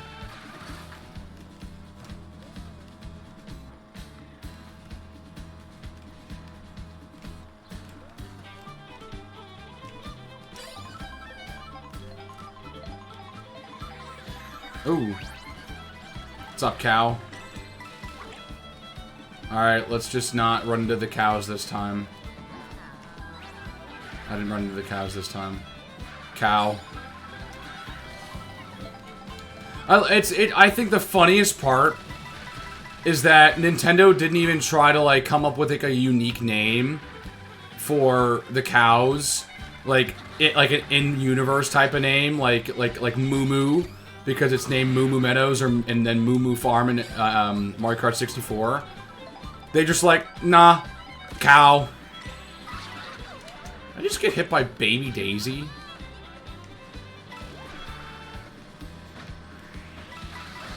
Okay, this is not good. Okay. Bowser, I'm gonna need you to slow down here, buddy. I'm gonna need you to slow down or I gotta reset. Ah, shit. Well, that sucks. There goes 3 stars. Try again.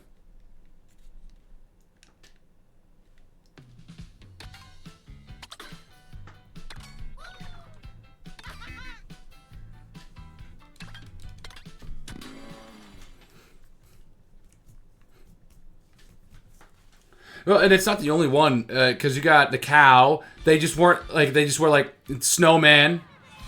Just take the snowman. Take the dolphin. We're not going to make some pun on Dory or anything. We're just going to go, here's dolphin.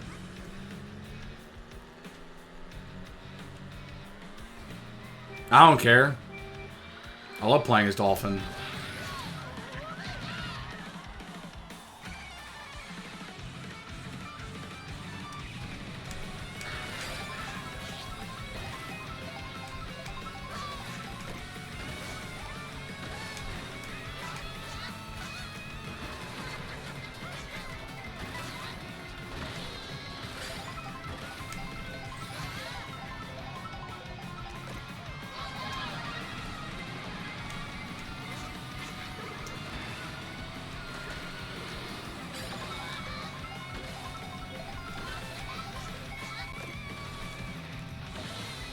Couldn't even bother to ask ChatGPT for a cool name.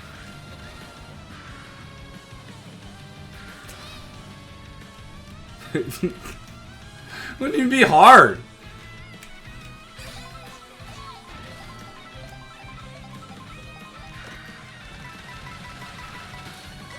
Like, surely, like, there's just in their archives something. Yeah, like I'm thinking for the cow specifically, I'm like, Moo Moo's right there. Like, it kind of makes sense with just the way that the tracks that they're in have been named. Like, sure. Whatever.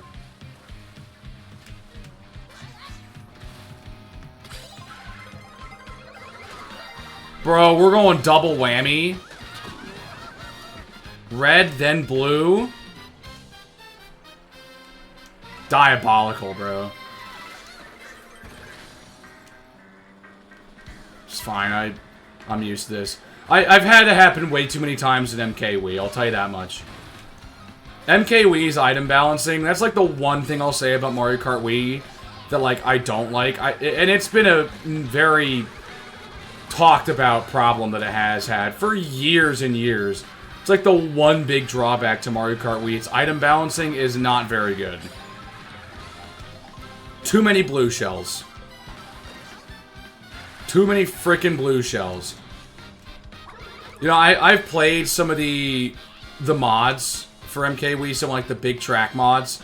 Like, I've tried a little bit of CTGP, but like, you know, I've tried Mario Kart Midnight. If you haven't tried that, you totally should. It's really good quality. The tracks are just better quality than they are in CTGP. At least in my opinion. But, like, I'll be so far ahead in some of those races because just the CPUs are dumb and they just don't, they're not good at following the track layout. So, like, get stuck and I'll be, like, lapping half of these fools. And I get hit by, like, 4 blue shells in one race and I'm, like, in first the entire time. So, yeah, there's a lot of blue shells in Mario Kart Wii.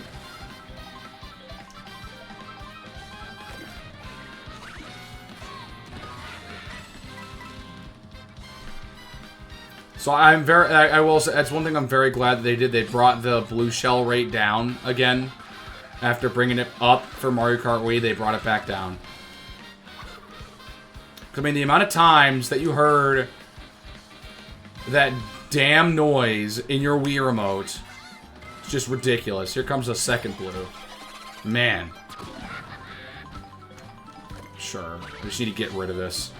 Sure, I got ahead of it. I got out of that boomerang.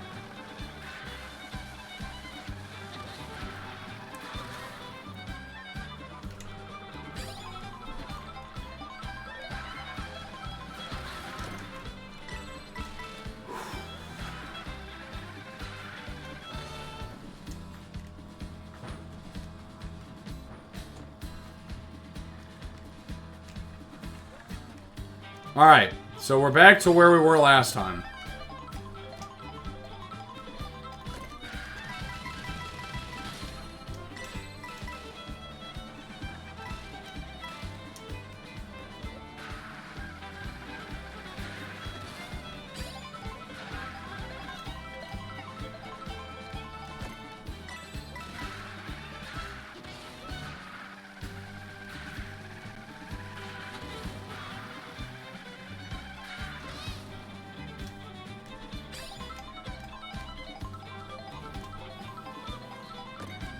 Alright, we're way ahead right now, it looks like.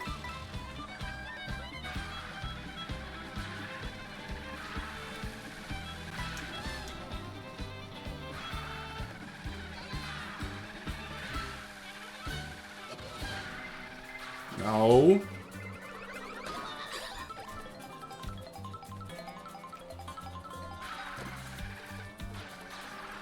Alright, we're good. Moving on.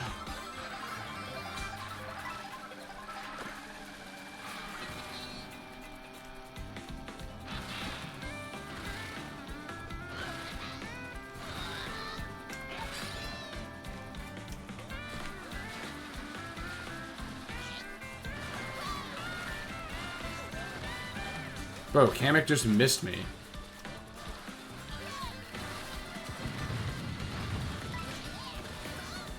I will say there were a couple characters I was like, if you're gonna put these certain characters in, why aren't these in? Like, I was like, well, we got Peepa, but why don't we have Boo in as a playable character? But I'm like, oh, because Boo's an item.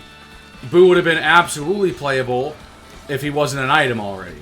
So I was like, okay, well, that's why. Like, that's why Kamek's not playable. Kamek's an item in this game, right? Like, you know, that's kind of why Bomb-Ohms aren't playable characters, because they're items, right? It's weird. Alright, cool. Woo!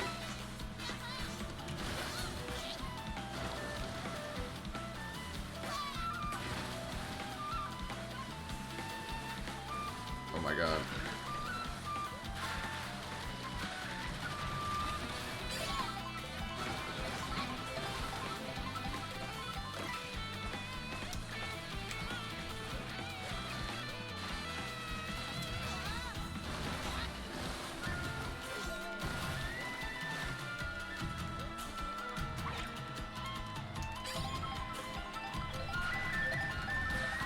I ran right into the Banzai Bill like a moron. Come on. Get your head in the game, bro.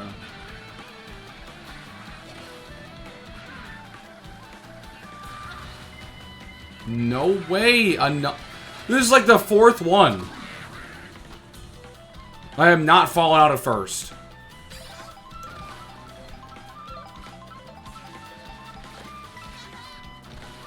We're coming up to Faraway Oasis. Go Runner across the buffalo! It's like Ralphie. My favorite. I love Ralphie. Go see you. Bum, bum, bum. Yep, I see it. Only 4 get to race around the track. Who are going to be the 3 racers who are going to lose to me? That's the real question. Let's be honest with ourselves here.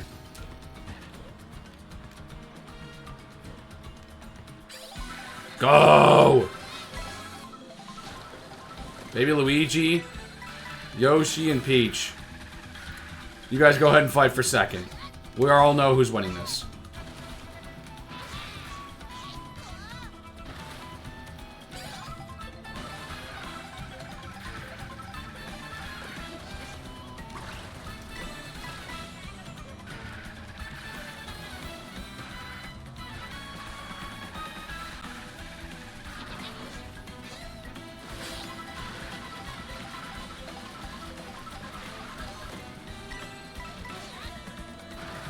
If any of you wants to try something, too bad. You lose! W.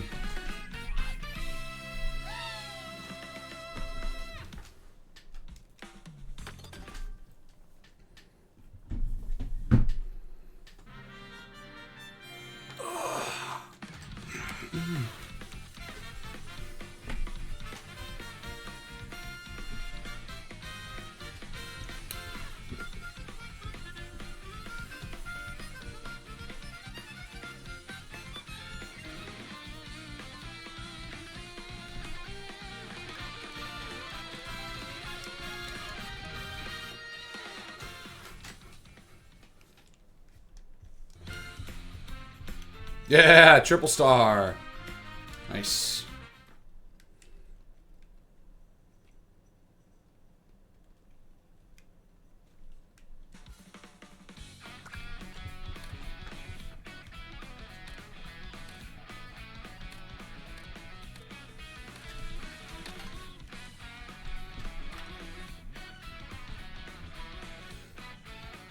Honestly, I'm gonna go free moment for a couple minutes here while I wrap things up, because I'm kind of like, it's a little after 8.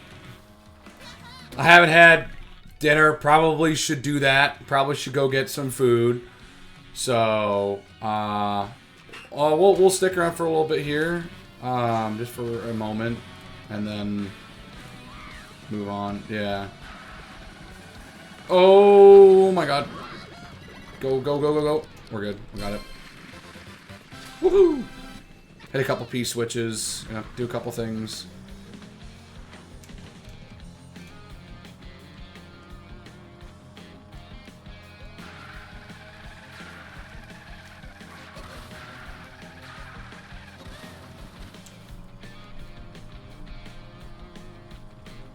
Hang on.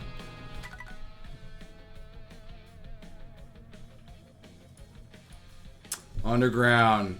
That's what it is. I was like, what is that melody? I remember that melody. I just can't pinpoint it. Underground in SM World. Ostrich.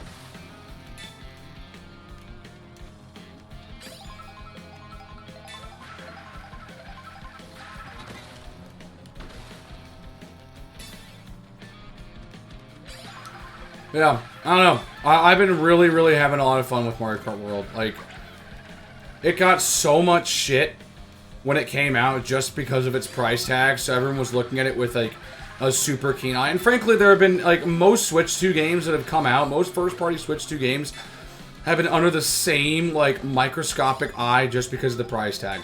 And look, the price tag's bad. I don't like the price tag either. But, like, sitting here and saying it's a bad game because of the price tag is kind of ridiculous, in my opinion. I have had this game... yeah, I mean, who does like this price tag? Who actually thinks that this is... No game, you know, should be worth $80. Sure, you can have that exact, like, you know, viewpoint. Like, sure, that's fair. But, like, you know... I don't know. It becomes such a point of contention, and I'm barely thinking about the price tag when I'm playing this because I'm having just that much fun with it, right? I don't know. Like, I understand that it's expensive, and I don't like that it's expensive either. But that doesn't mean that we can have to sit here and, like, no one can say anything good about it ever because it's expensive. Because, guess what? This game is phenomenal, in my opinion.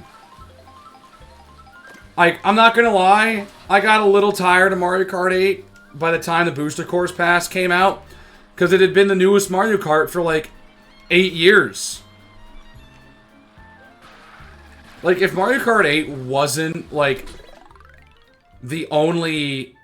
like, the newest... No, it was the new... Like, remember, Mario Kart 8 came out... Like, the original Mario Kart 8 came out in, like, 2014. It took Nintendo 11 years to release a brand new Mario Kart game. Because 8 Deluxe improved on most, if not all, of the issues that Mario Kart 8 had. Which is great. And Mario Kart 8 Deluxe is a really good game. There is a reason it is one of the best-selling games of all time.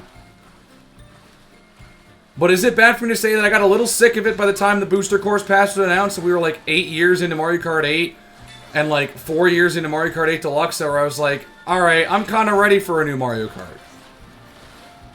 Is it bad? Because I'm having a lot of fun with this. It feels so fresh and new and different. There's so many new different things. And they've also felt comfortable enough to remove certain features. Like, you know, Mario Kart 7's big selling point was the glider and the fact that you could go underwater. You can't go underwater anymore. You know, you have the jet ski feature now, pretty much at this point. U-turn. Okay. And Mario Kart 8 had the anti-gravity... How did I not even get up on the railing? Yeah, like, Mario Kart 8 had the anti-gravity thing, and that was cool for a little bit, but, like, the novelty wore off, and it's not really practical for this game, so they cut it. That's fine with me. But, like, they also added so much. They added, like, the amount of different new tricks that you can do. And don't even get me started on, you know, the fact that it's a, you know, fully integrated world, which initially I was like, I don't know about this. Alright, I'm not going to finish this in time, I don't think. Yeah. Maybe not, maybe? No. Alright. But, you know, it's like... I've seen a lot of people also give this game a lot of shit for the intermission tracks. And, look, I initially, when I heard the first couple things about it, I wasn't very happy about that too. Especially with online, you know, it's like, oh, or you can only play the intermission courses unless you pick random, and that's how you're able to get to play 3-lap courses. And frankly, I love going around 3 laps. 3-lap courses are great. They've been great for a long, long time. Got it that time. Let's go. But, you know, I don't mind this change. And especially I don't mind this change if this is a one-time thing, right? Because you think about it, like, inward drifting bikes. That was the thing Mario Kart Wii had. The tricks were started there. They had inward drifting bikes. Inward drifting bikes have never been used again. So it's like, this might be a, we're going to go ahead and go sell out for Mario Kart World, you know, give it all this pomp and circumstance, give it such an expansive world and all this wonderful stuff, and then go back to maybe a more traditional style the next time around. I mean, it's either that, or you kind of keep going, which is like, okay, how do you go farther than this? Make the world bigger? Which, how much longer is that going to take? Because this game was probably in development for, like, what? I mean, how long was this game in development? A long time. And I missed. Bro. But, yeah, like, inward drifting bikes never came back after Mario Kart Wii. They didn't bring anti-gravity back. Like, I honestly wouldn't be surprised if the interconnected world does not return in future installments. And then the question that I would have would be, well, how do you include these tracks, right? In the future, right? With them being in an interconnected world like this, how do they come back? Right? But, you know, it's just how it is. But yeah, no, I think the intermission tracks are fine. I don't have a massive problem with them. And maybe it's also because I didn't play this on release, and they have done a lot of changes to the intermission tracks, all of which I've heard has been positive to make them more entertaining and more than kind of going in a straight line, which I never thought was, like, really, like, true in the first place. I never thought that they were just kind of going in a straight line to begin with, so, you know, I don't know. I thought people complained way too much with Mario Kart World when it came out, and I was proven right when I got the game, because I have been absolutely loving this thing. I have sunk at least 50 hours into this already, and I've had it for just under 2 months. Now, granted, not all of the hours I have in Mario Kart 8 Deluxe are reflected on my Switch account, but, you know, on my Switch account, it's only like, God, it's only like 65. You know, it's nothing crazy. Come on. There we go.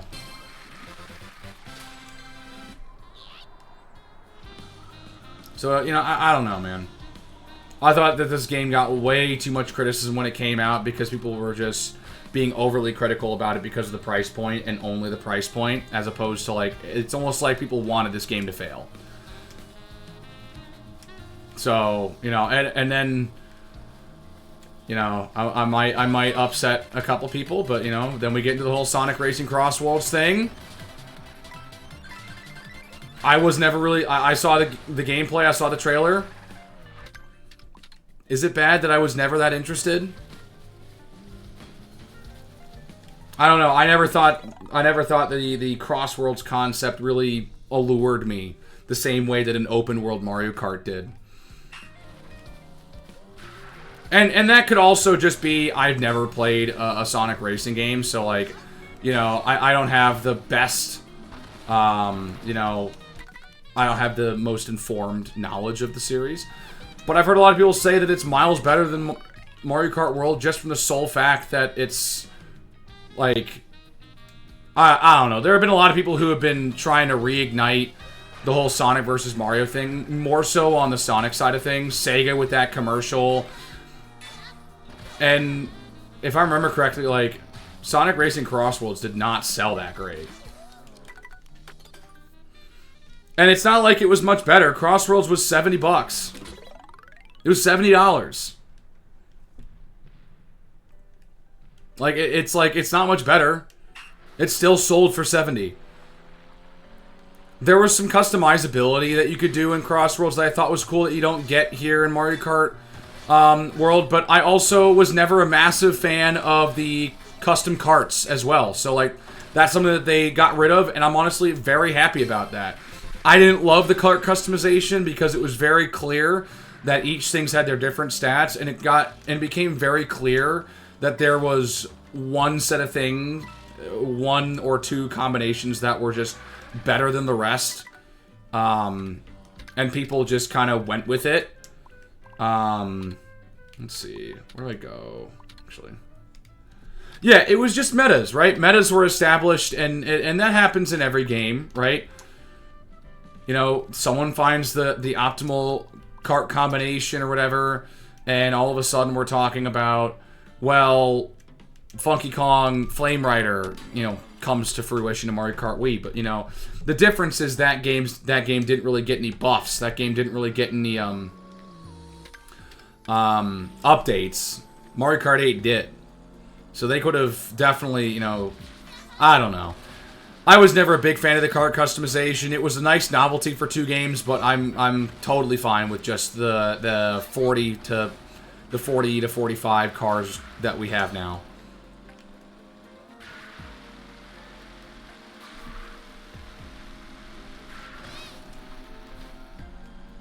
Yeah, it makes it simpler. You know, there's, you know, sometimes you can get something called decision fatigue, where it's like, I don't know, there's a couple things that I like, I don't really care the stats, I just kind of pick what looks cool. But I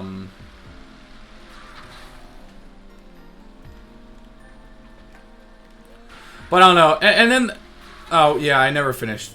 But, like, you know, I saw a lot of people also talking about the character roster, how it's a bad thing for Mario Kart World. I was like, I never really found it to be a problem. In fact, I more so thought that the one-off characters were actually really cool and really awesome to see that, you know, people were given some more other characters that usually don't get a chance to, you know, shine more. Oh gosh, this is gonna be fun.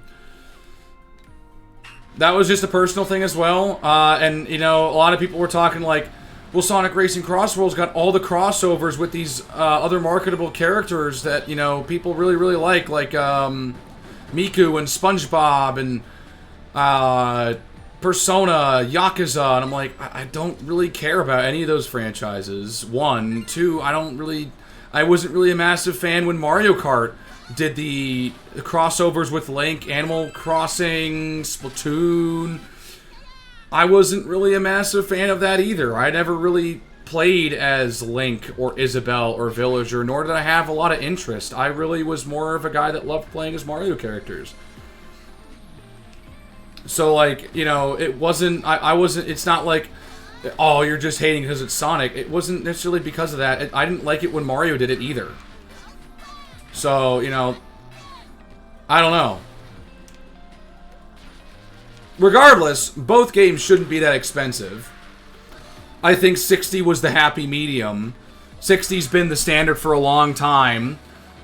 I was more in favor with what Nintendo did for like Tears of the Kingdom and go for like, we're going to go for 70 for like our big ticket games that we spend a lot of time on, that we put a lot of, that we know are for our big IPs and the games that really have a lot at stake. The ones that, you know, like Tears of the Kingdom, that's a massive game. I would have been okay if Mario Kart World was $70 and most other games on the Switch 2 were going to be $60. I was totally going to be fine with that. I was like, look, at some point, $60 has been the standard for a long time, right? It's been the standard for 30 years almost, because, like, there are even evidence of, like, what, like, SNES games costing $60. And I'm like, guys, we're complaining about these games being $80 right now, and you put into perspective, freaking Mario Kart 64 that had a whopping 16 tracks was $60. You know, back in the day. But it's different. I understand it. It's different now, right? There's more resources.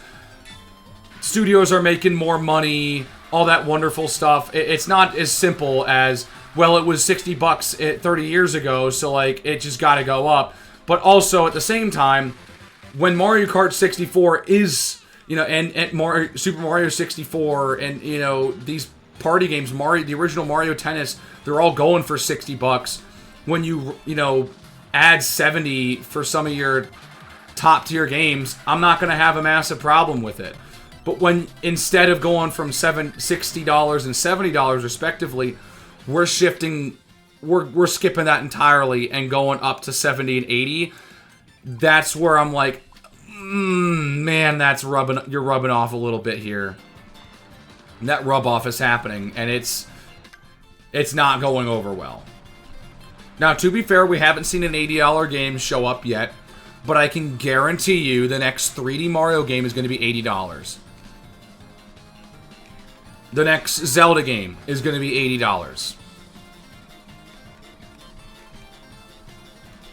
I will say, I am very, very interested.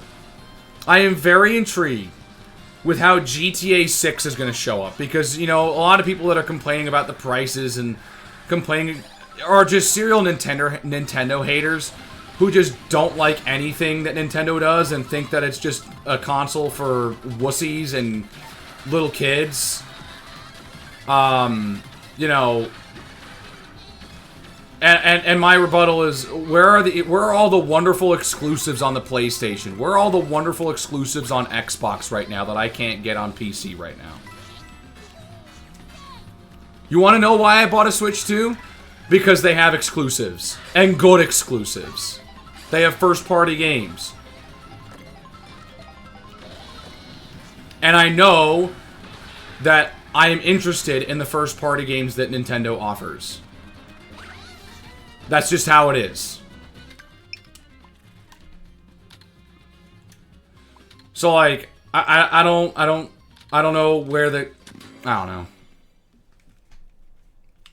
Almost anything you can get on Xbox or PlayStation 5, you can also get on PC. And at that point, you get it on PC, because it's just better. But at the same time, I understand why people like playing on console. And I'm not going to fault people for it. I've been playing on console my whole life. Only in the last, like, 5 years have I started playing games on PC, and that's really only PC exclusive games. There aren't... And you know, I have this as my, you know, PlayStation, right? Because I got to a point when the PS4 came out, it was like...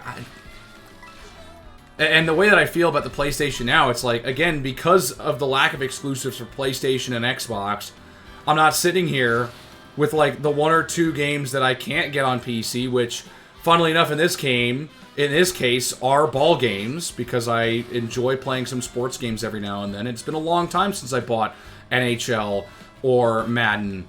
It's like, look, I think that Madden, it gets milked, and Madden is not a great franchise right now, but I'm also at a point where I'm like, it's been a long time since I've had a Madden game. I wouldn't be opposed to getting, you know, a Madden game once every, like, 7 years, you know, right? And it's been a long time. So I'm like, okay, I wouldn't be opposed to getting Madden 26. but I also haven't played an NHL game in even longer. And, you know, the good thing is that Madden's now on Switch. So if I was really... And Madden's on PC now. So it's like, if I wanted Madden 26, I can get it. The problem is, NHL is on neither.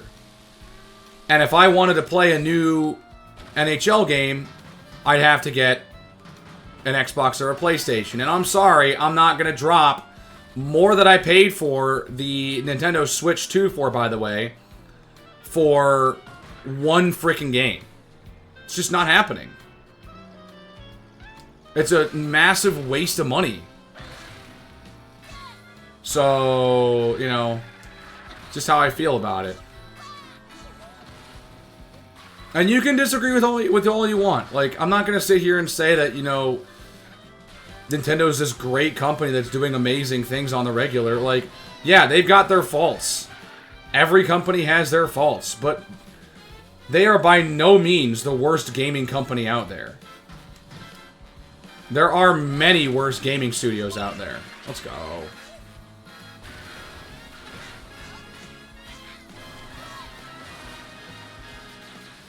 So, yeah, I don't know. I've seen, you know, there are my 2 cents. Now that I've gotten the Switch, I have had the Switch 2 for a while, couple months. I haven't played too many Switch 2 games, right? Like, this is still the only Switch 2 exclusive game that I have.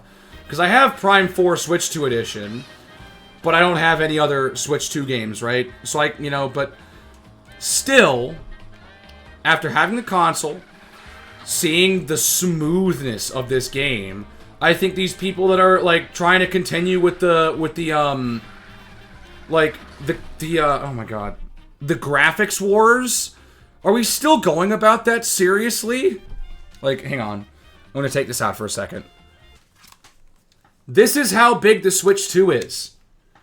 This is how big it is. The PlayStation 5 is triple the size of the Switch 2. It is triple the size. It is pretty much a frickin' PC at this point that you're buying. So, like, I don't know what you want me to say. It's not even close. To be able to get the quality that you get on the Switch 2, while it being in a portable state for the size that you have, to be able to take it on the go, and then have it look even better when you dock it, it's a home run.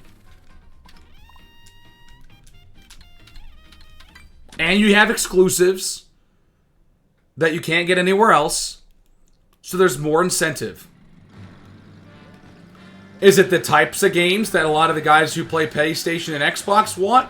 Absolutely not, so they'll never buy it. But, you know, sorry, then the console's not for you.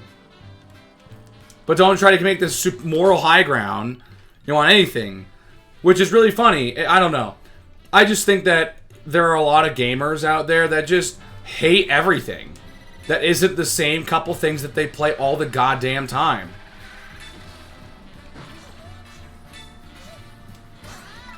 And I guess maybe I'm not really helping too much because I'm complaining about how much gamers complain while I'm complaining, you know. But at the same time, it feels like some gamers out there will just never be happy. So it's like the loud minority that are just wanting to be miserable and want to play the same 5 games that they grew up playing will just continue to do that. If you like a game, you like a game. If you don't, you don't. But, you know, I'm not going to sit here and take this moral high ground like I'm better than you because I like the Switch 2 or that I like Mario Kart World and you don't. That's not how this works.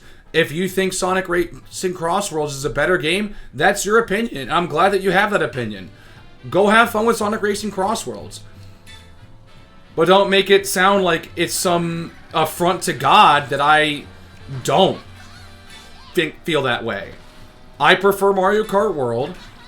I was going to play that first anyways. Maybe do I have to give it a shot and maybe I give a better answer? maybe that's something that I can do, but I also don't feel like doing that. And it's okay sometimes, because oh yeah, there are definitely a lot of people who are screaming from the mountaintops about X game is better than X game, or X console or X mode of playing games is better than X mode or X console, who don't ever try it. So it's like, if you're gonna if you're gonna be so loud about it, know what you're talking about and actually play it.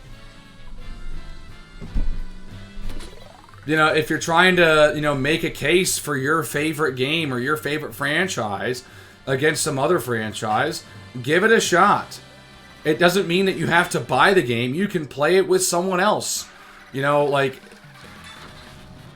can happen. Someone can lend you the game. Someone can, there are different ways to playing a game without having to buy it, right? Like, you can play and try Mario Kart World out by playing with some friends who maybe have Mario Kart World. Or if you end up, I don't know. It's different because it's on a new console. I can understand that Mario Kart World's a little different. That's probably not a good example. It's like, there are so many different ways to play a game like Sonic Racing Cross World, so it's like, you could have someone who plays it on Switch. Someone could have it on PC. Someone could just lend it to you on their Steam profile. There are definitely a lot of ways to work around it. But, some gamers just love to be miserable and love to feel like their thing... Oh, hi! People just gotta stop being bitches and enjoy video games. True! Preach to the choir. You're preaching to the choir here, man. How you doing? It's good to see you. But I wholeheartedly agree. Like, there are so many people who have been complaining about the Switch 2, complaining about Mario Kart World, complaining about Mario Tennis Fever is getting a lot of shit right now because so many people are like, yeah, this game's not worth $70 because they're just so focused on the price tag, which, again, I feel like, again, it's like, every time I say something like this, there's always some dumbass that takes that comment and thinks that it's me defending Nintendo for making it $70. And I'm like, no, I don't think... There are a lot of games that should be worth $70, but I'm not going to sit and parade out here that Mario Tennis Fever is a bad game just because it's $70. I feel like that's an unfair judgment of the game, right? So just because it's $70 and you don't think it's worth $70 doesn't mean that it's a bad game, right? Mario sports games, I will admit, Mario sports games, in my opinion, have always kind of suffered from a little bit of lack of content at times. Their content and their replayability relies on a lot of playing with others, which, as a kid, was never a problem for me. So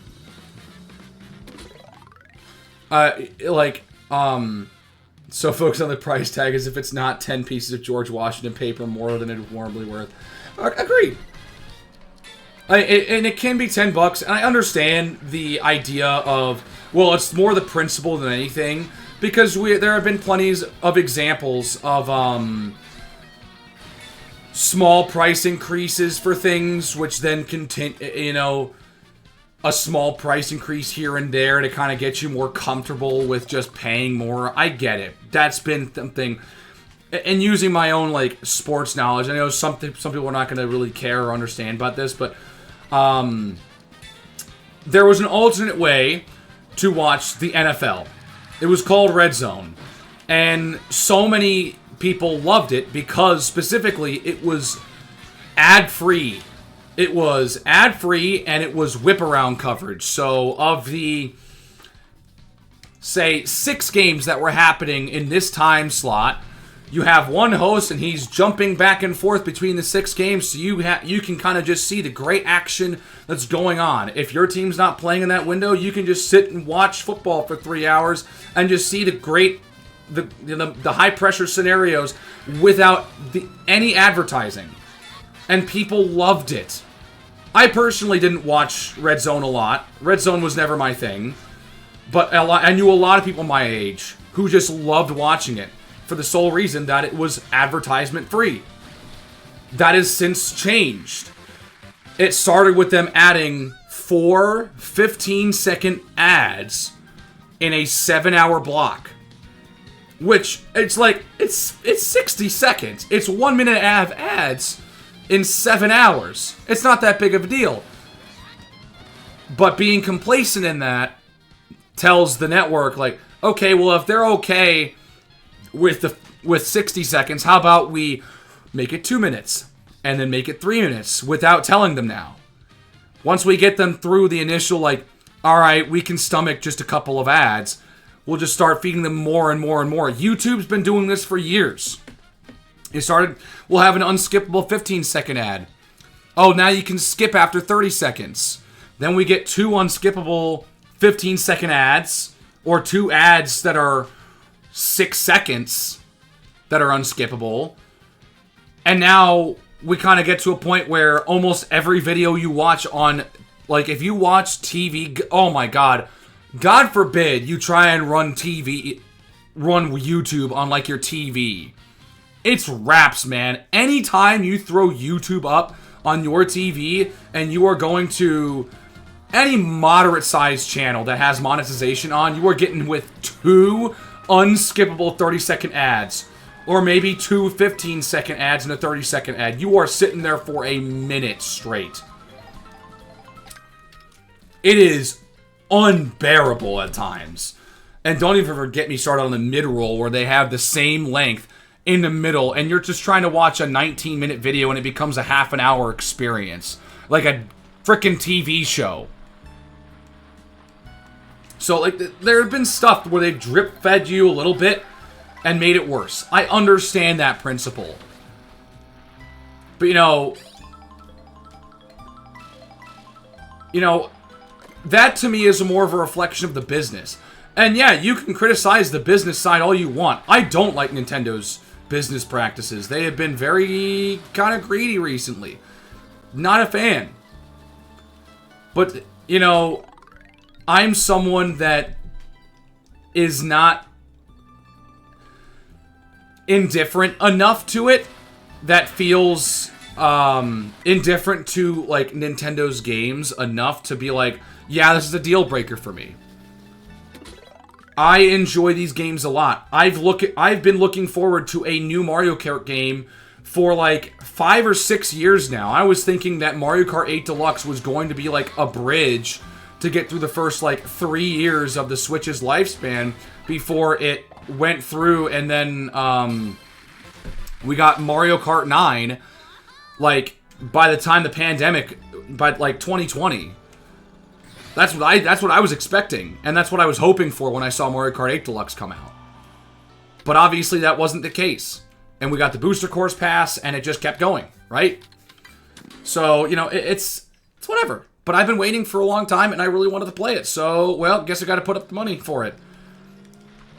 And and there were definitely, you know, some people in my family that knew that this was something that I was saving up for. So they, instead of getting me something like, getting me like a gift for Christmas, they got me some money. And so it's like, okay, then I felt, you know, comfortable enough to drop it on the Switch too. That was what I wanted to do. And, you know, there are some people that just don't understand that some people want to make a financial decision and don't understand some of the stuff like this. I'm like, guys, it's Mario Kart. People are just going to play it. It's like the most successful multiplayer game out there, man. And it is that way for a reason. It's not complicated. Or actually, well, it can be complicated, and it can be very interesting and very tough to learn and master. But it's so easy to pick up and play that anyone can do it. And that's what makes these games so accessible and such great sellers. So, like, I don't know.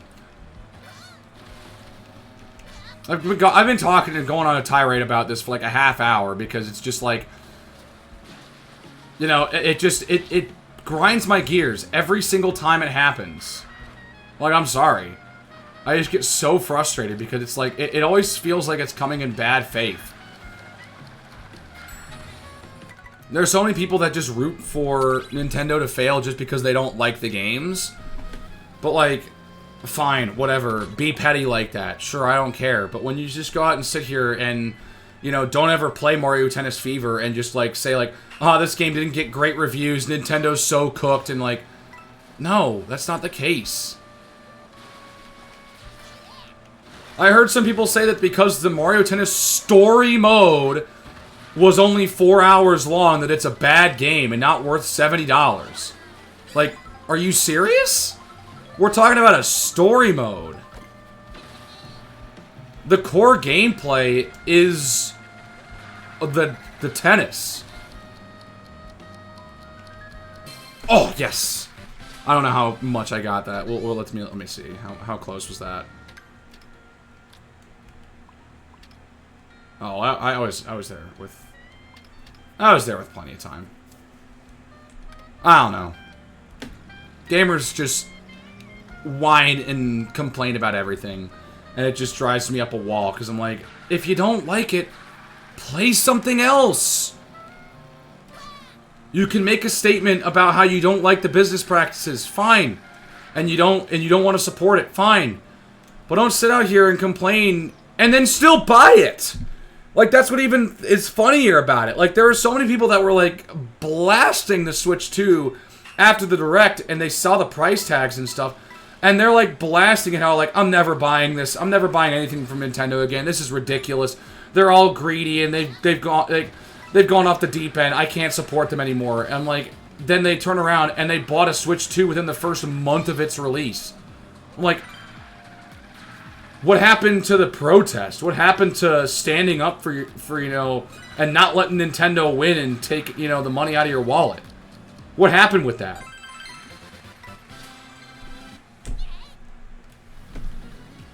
The irony.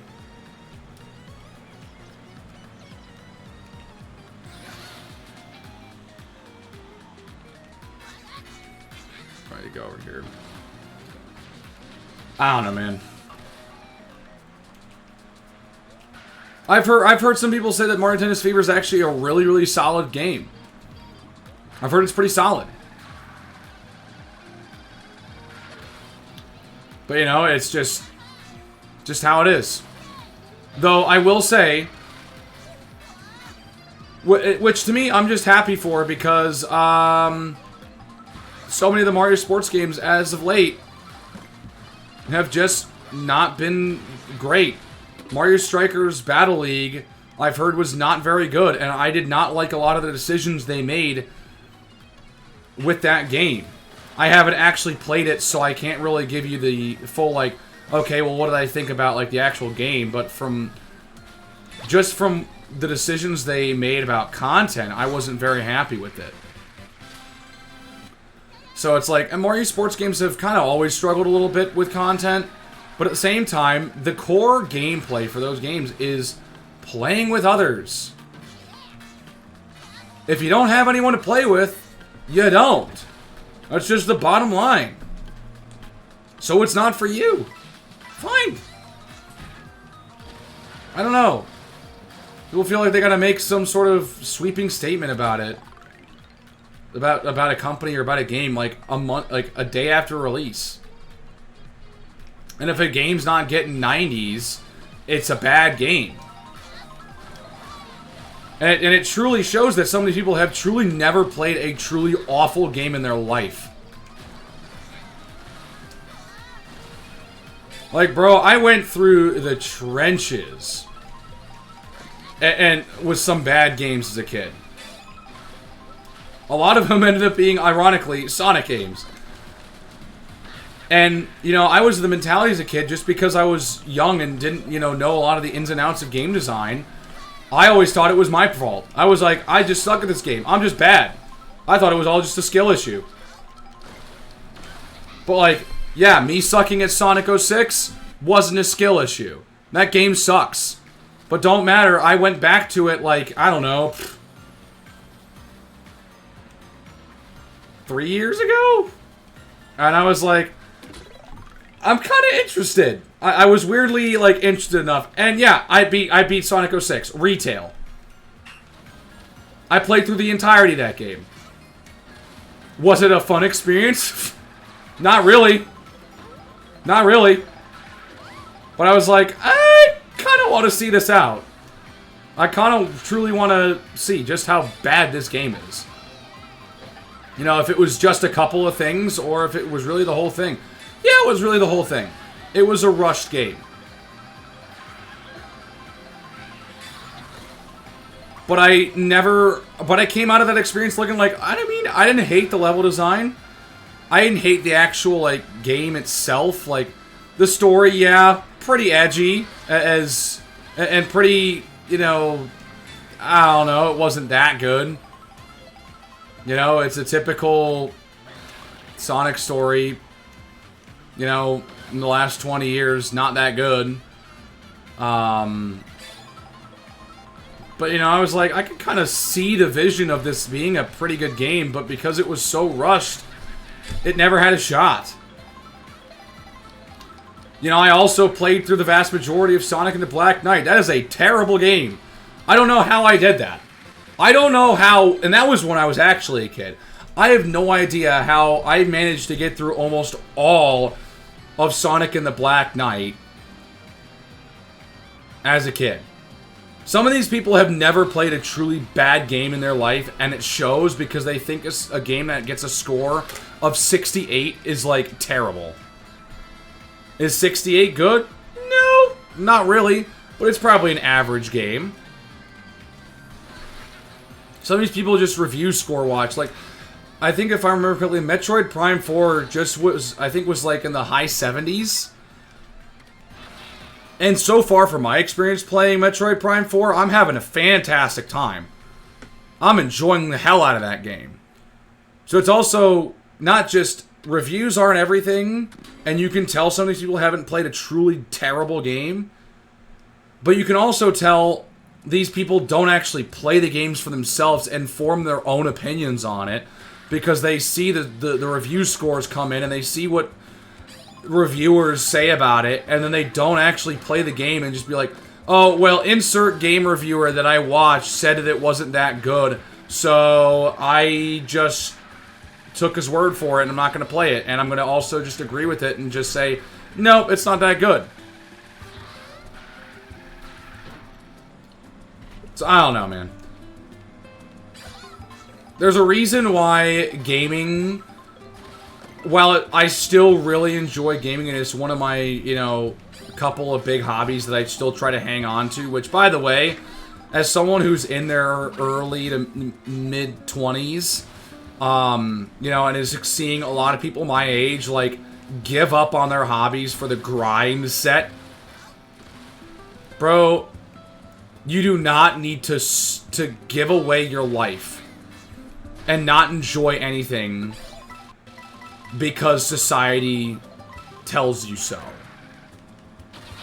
If you enjoy gaming, enjoy gaming. There's nothing wrong with it. There's nothing wrong with enjoying gaming. As a young adult, even as a full adult. Your dad tells you, dude, I hate that. I hate that. I'm so sorry. My dad doesn't game anymore, but, like, my parents gamed when they were in their 20s.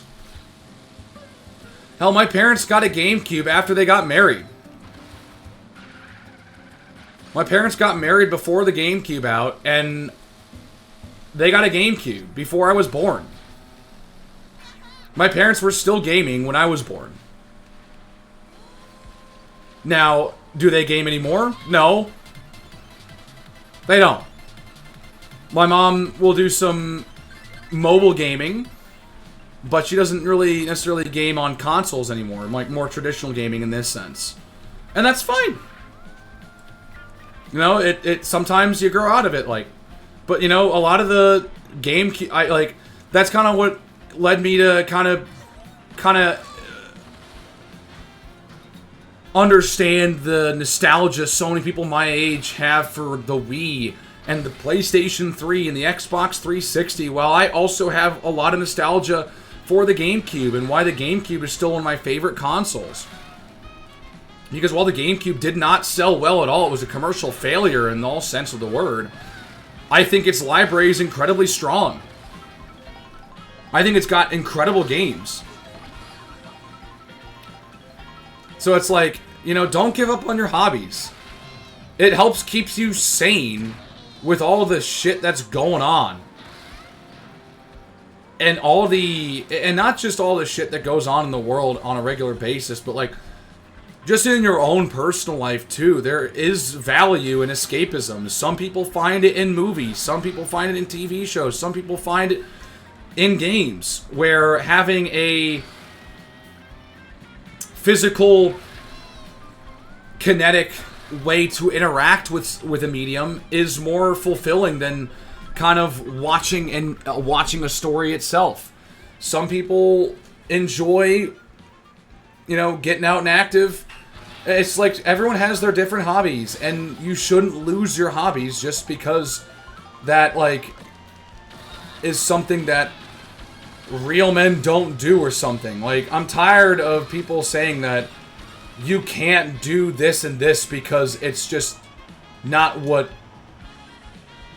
is the norm or whatever. Like, I don't know. I think it's just really lame.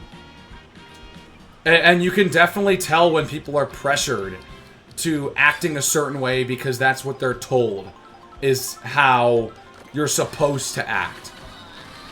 To fit in. You know, some people just are more concerned with fitting in and being a part of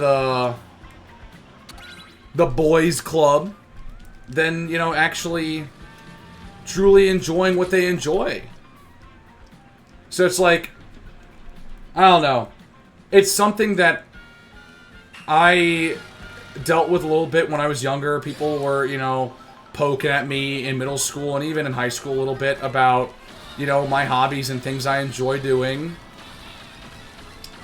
But, you know, I didn't let that, you know, truly shake my you know, love for games.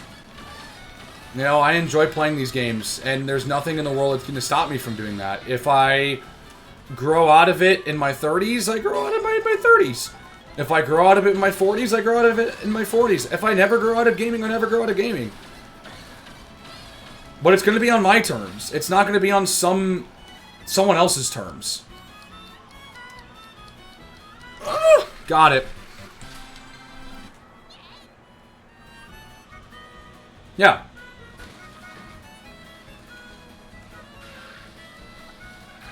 All the video games do is rot your brain. I'm like, no, that's not how it works. There are definitely games out there that definitely take advantage of your attention out there. There definitely are some predatory games out there that really try to do nothing but steal your attention and have, like, little to no substance. There is definitely some merit to some complaints about gaming, because gaming isn't completely, you know, this completely misunderstood hobby. That's not, you know, entirely true. But, you know, just kind of how it is.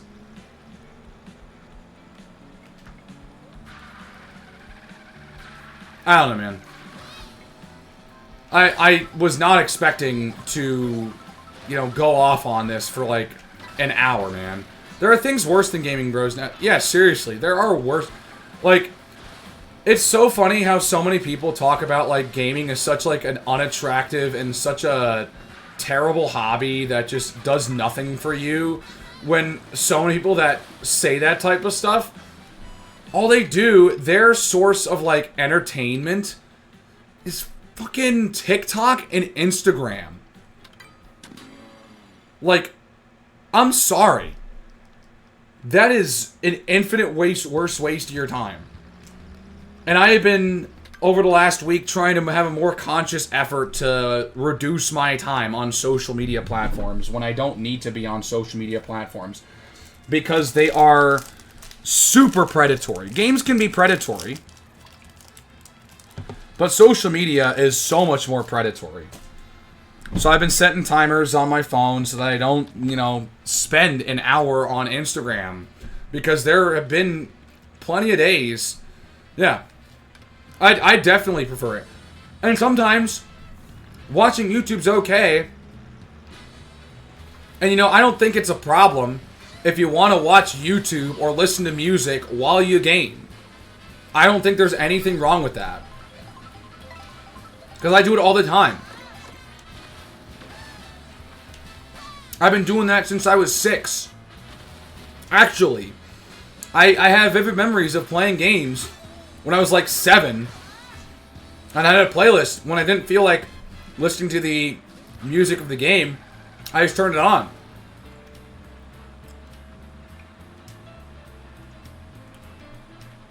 Mm-hmm.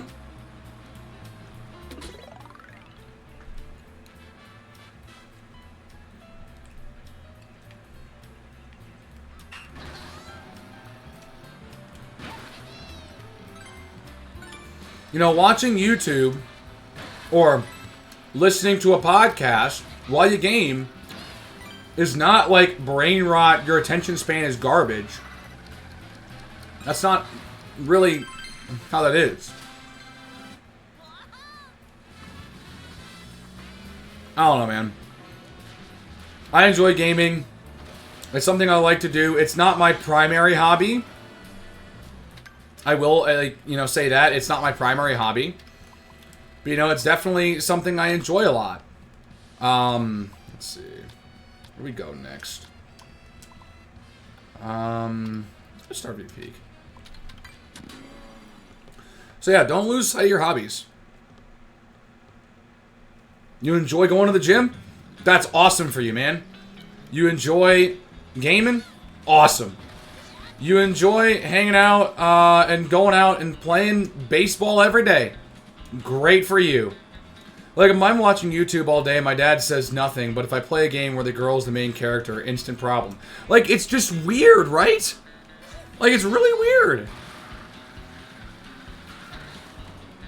Like, I don't know. I've kind of gotten to a point where it's like, you know, there's this whole productivity thing that a lot of people like to talk about with gaming, but it's like, if you're watching YouTube all day, it's like some people like don't really bat an eye, but all of a sudden you boot up the video game and oh man, you're just wasting time. There's nothing that, you know, you benefit from playing, you know, a game, getting a new high score on Tetris or whatever, right? Like, no, yeah, that's fine. You just don't play them around them anymore. Like, it's just fine.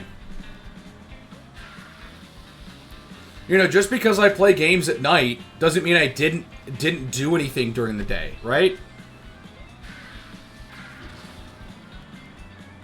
It's just my preferred way to decompress sometimes decompress, but also just have some fun during the evening.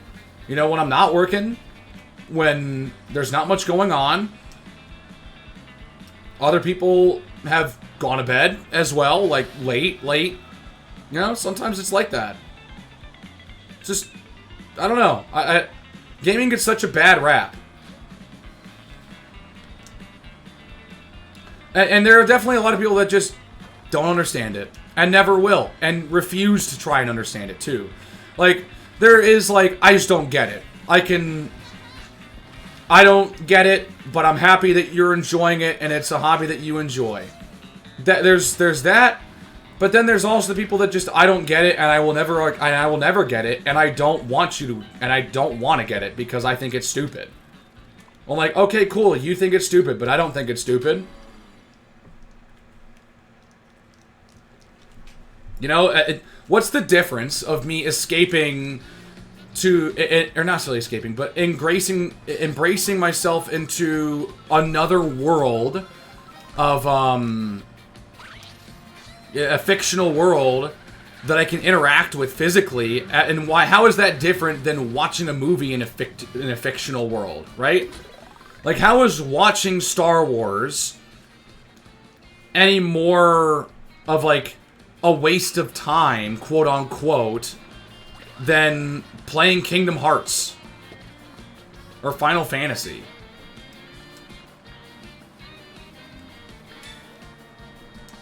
Like, it's still story-driven, story-rich. Hell, you know, Metroid's a good example of a game that doesn't necessarily have a lot of cutscenes and a lot of, like, dialogue, But it's still really lore and story rich with just how you can, you know, oh man, with how you can interact with it, right? It's just different. It's just a different way of experiencing storytelling.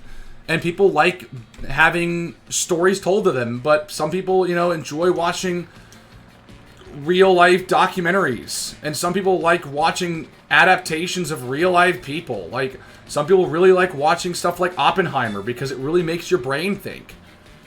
And you can get the same in gaming, but at the same time, there are a lot of movies and a lot of games as well that just don't really provide much in that sense. And that's fine. And sometimes there's nothing wrong with that.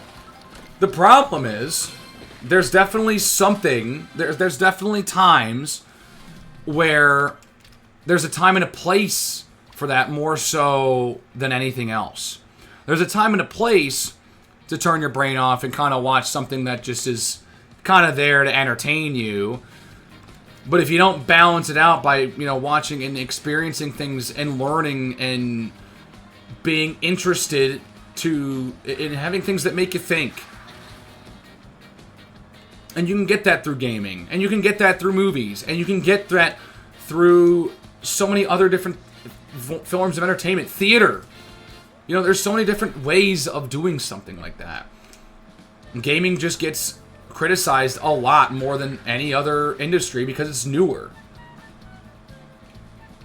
So that's, I don't know. Alright. So, I thought I was going to be, you know, talking like about this for 10 minutes, you know, vibing a little bit, win some free roam. But apparently I just went on an hour-long gaming industry tirade that started about I don't understand the hate for Mario Kart World and finished at I think the gaming industry gets a bad rap, but also gamers are stupid, but also gamers are complain too much, but also gamers are never happy, but also the gaming industry gets a bad rap and the gaming industry is great. Really crazy thing. We kind of covered a lot of bases. But, you know, if you listen to this, thank you for letting me, I guess, vent a little bit. I don't know. I was not expecting to kind of just go off on a bit of a tangent that went for, you know, 50 minutes. I kind of tend to do that a little bit from time to time. But, you know, just kind of there, right? I don't know. Anyways, I said I was gonna end stream like 40 minutes ago because I gotta go make some food. It's after 9 now. I really gotta go make some food. I'm getting hungry now. So I gotta make some food and go eat. You know, so yeah, we're gonna end stream here and go get some food. Yeah, thanks for watching the stream, everybody. If you were here for 5 minutes or if you were here for 3 hours. Betrayal, you're an OG, you're the man. You were literally here from minute 1 to minute 200 to hour 2 and minute 51. Want to shout out Danny, Kevin, and Dizzy Flakes for also sending some chat messages and hanging out overall. Enjoyed some Mario Kart World. Hopefully I can stream a couple times this week, maybe. I'd like to, again, I keep saying at the end of every stream, I want to stream more often. Hopefully I can actually do it. But yeah. I don't know. Yeah. Just kind of hang out, do your thing. You want to watch? You want to watch. You don't? You don't. I'm here to just have a good time. Anyways, that's it. I'm done. New thing, though, actually, before I go, I can't believe I'm throwing this. I'm going to throw this at the beginning of the next stream, probably, too. I should. But I made a VOD channel. I've had some VODs saved on, oh my god. This guy. Wow. Yeah. I got a VOD channel. The links are in the cards. So, yeah. Streams are getting re-uploaded, finally. I got a backlog of streams I gotta get through here first. But, you know, there are, I got 4 streams that have been re-uploaded now, and there's a clip up there as well. So yeah, there's a card down below with a link to the channel if you're interested in rewatching some streams, or, you know, I more so wanted to do it for some of these playthroughs that I'm doing, right? Like, I'm playing through Metroid Prime 3 and 4. I'm playing through Twilight Princess. You know, even just these streams of just having some fun while playing some Mario Kart World. You know, if you're having a good time and you want to watch some more, there's some more content for you to watch. The one thing I will say is I'm going to keep the Eclipse streams here on Twitch. I have all those saved here, and I don't really feel like, you know, taking those out. I've already made a collection and everything, so it's like, if you want, if enough people want, I can re-upload those. But, you know, those will probably stay up here on the channel, because, you know, at the same time, I'm going to be running out of storage space for the channel anyways. So I'm fine leaving that up in here on Twitch while kind of re-uploading the rest of them over on YouTube. So yeah, I don't know. I got a VOD channel now. That's the announcement there. So check it out if you want.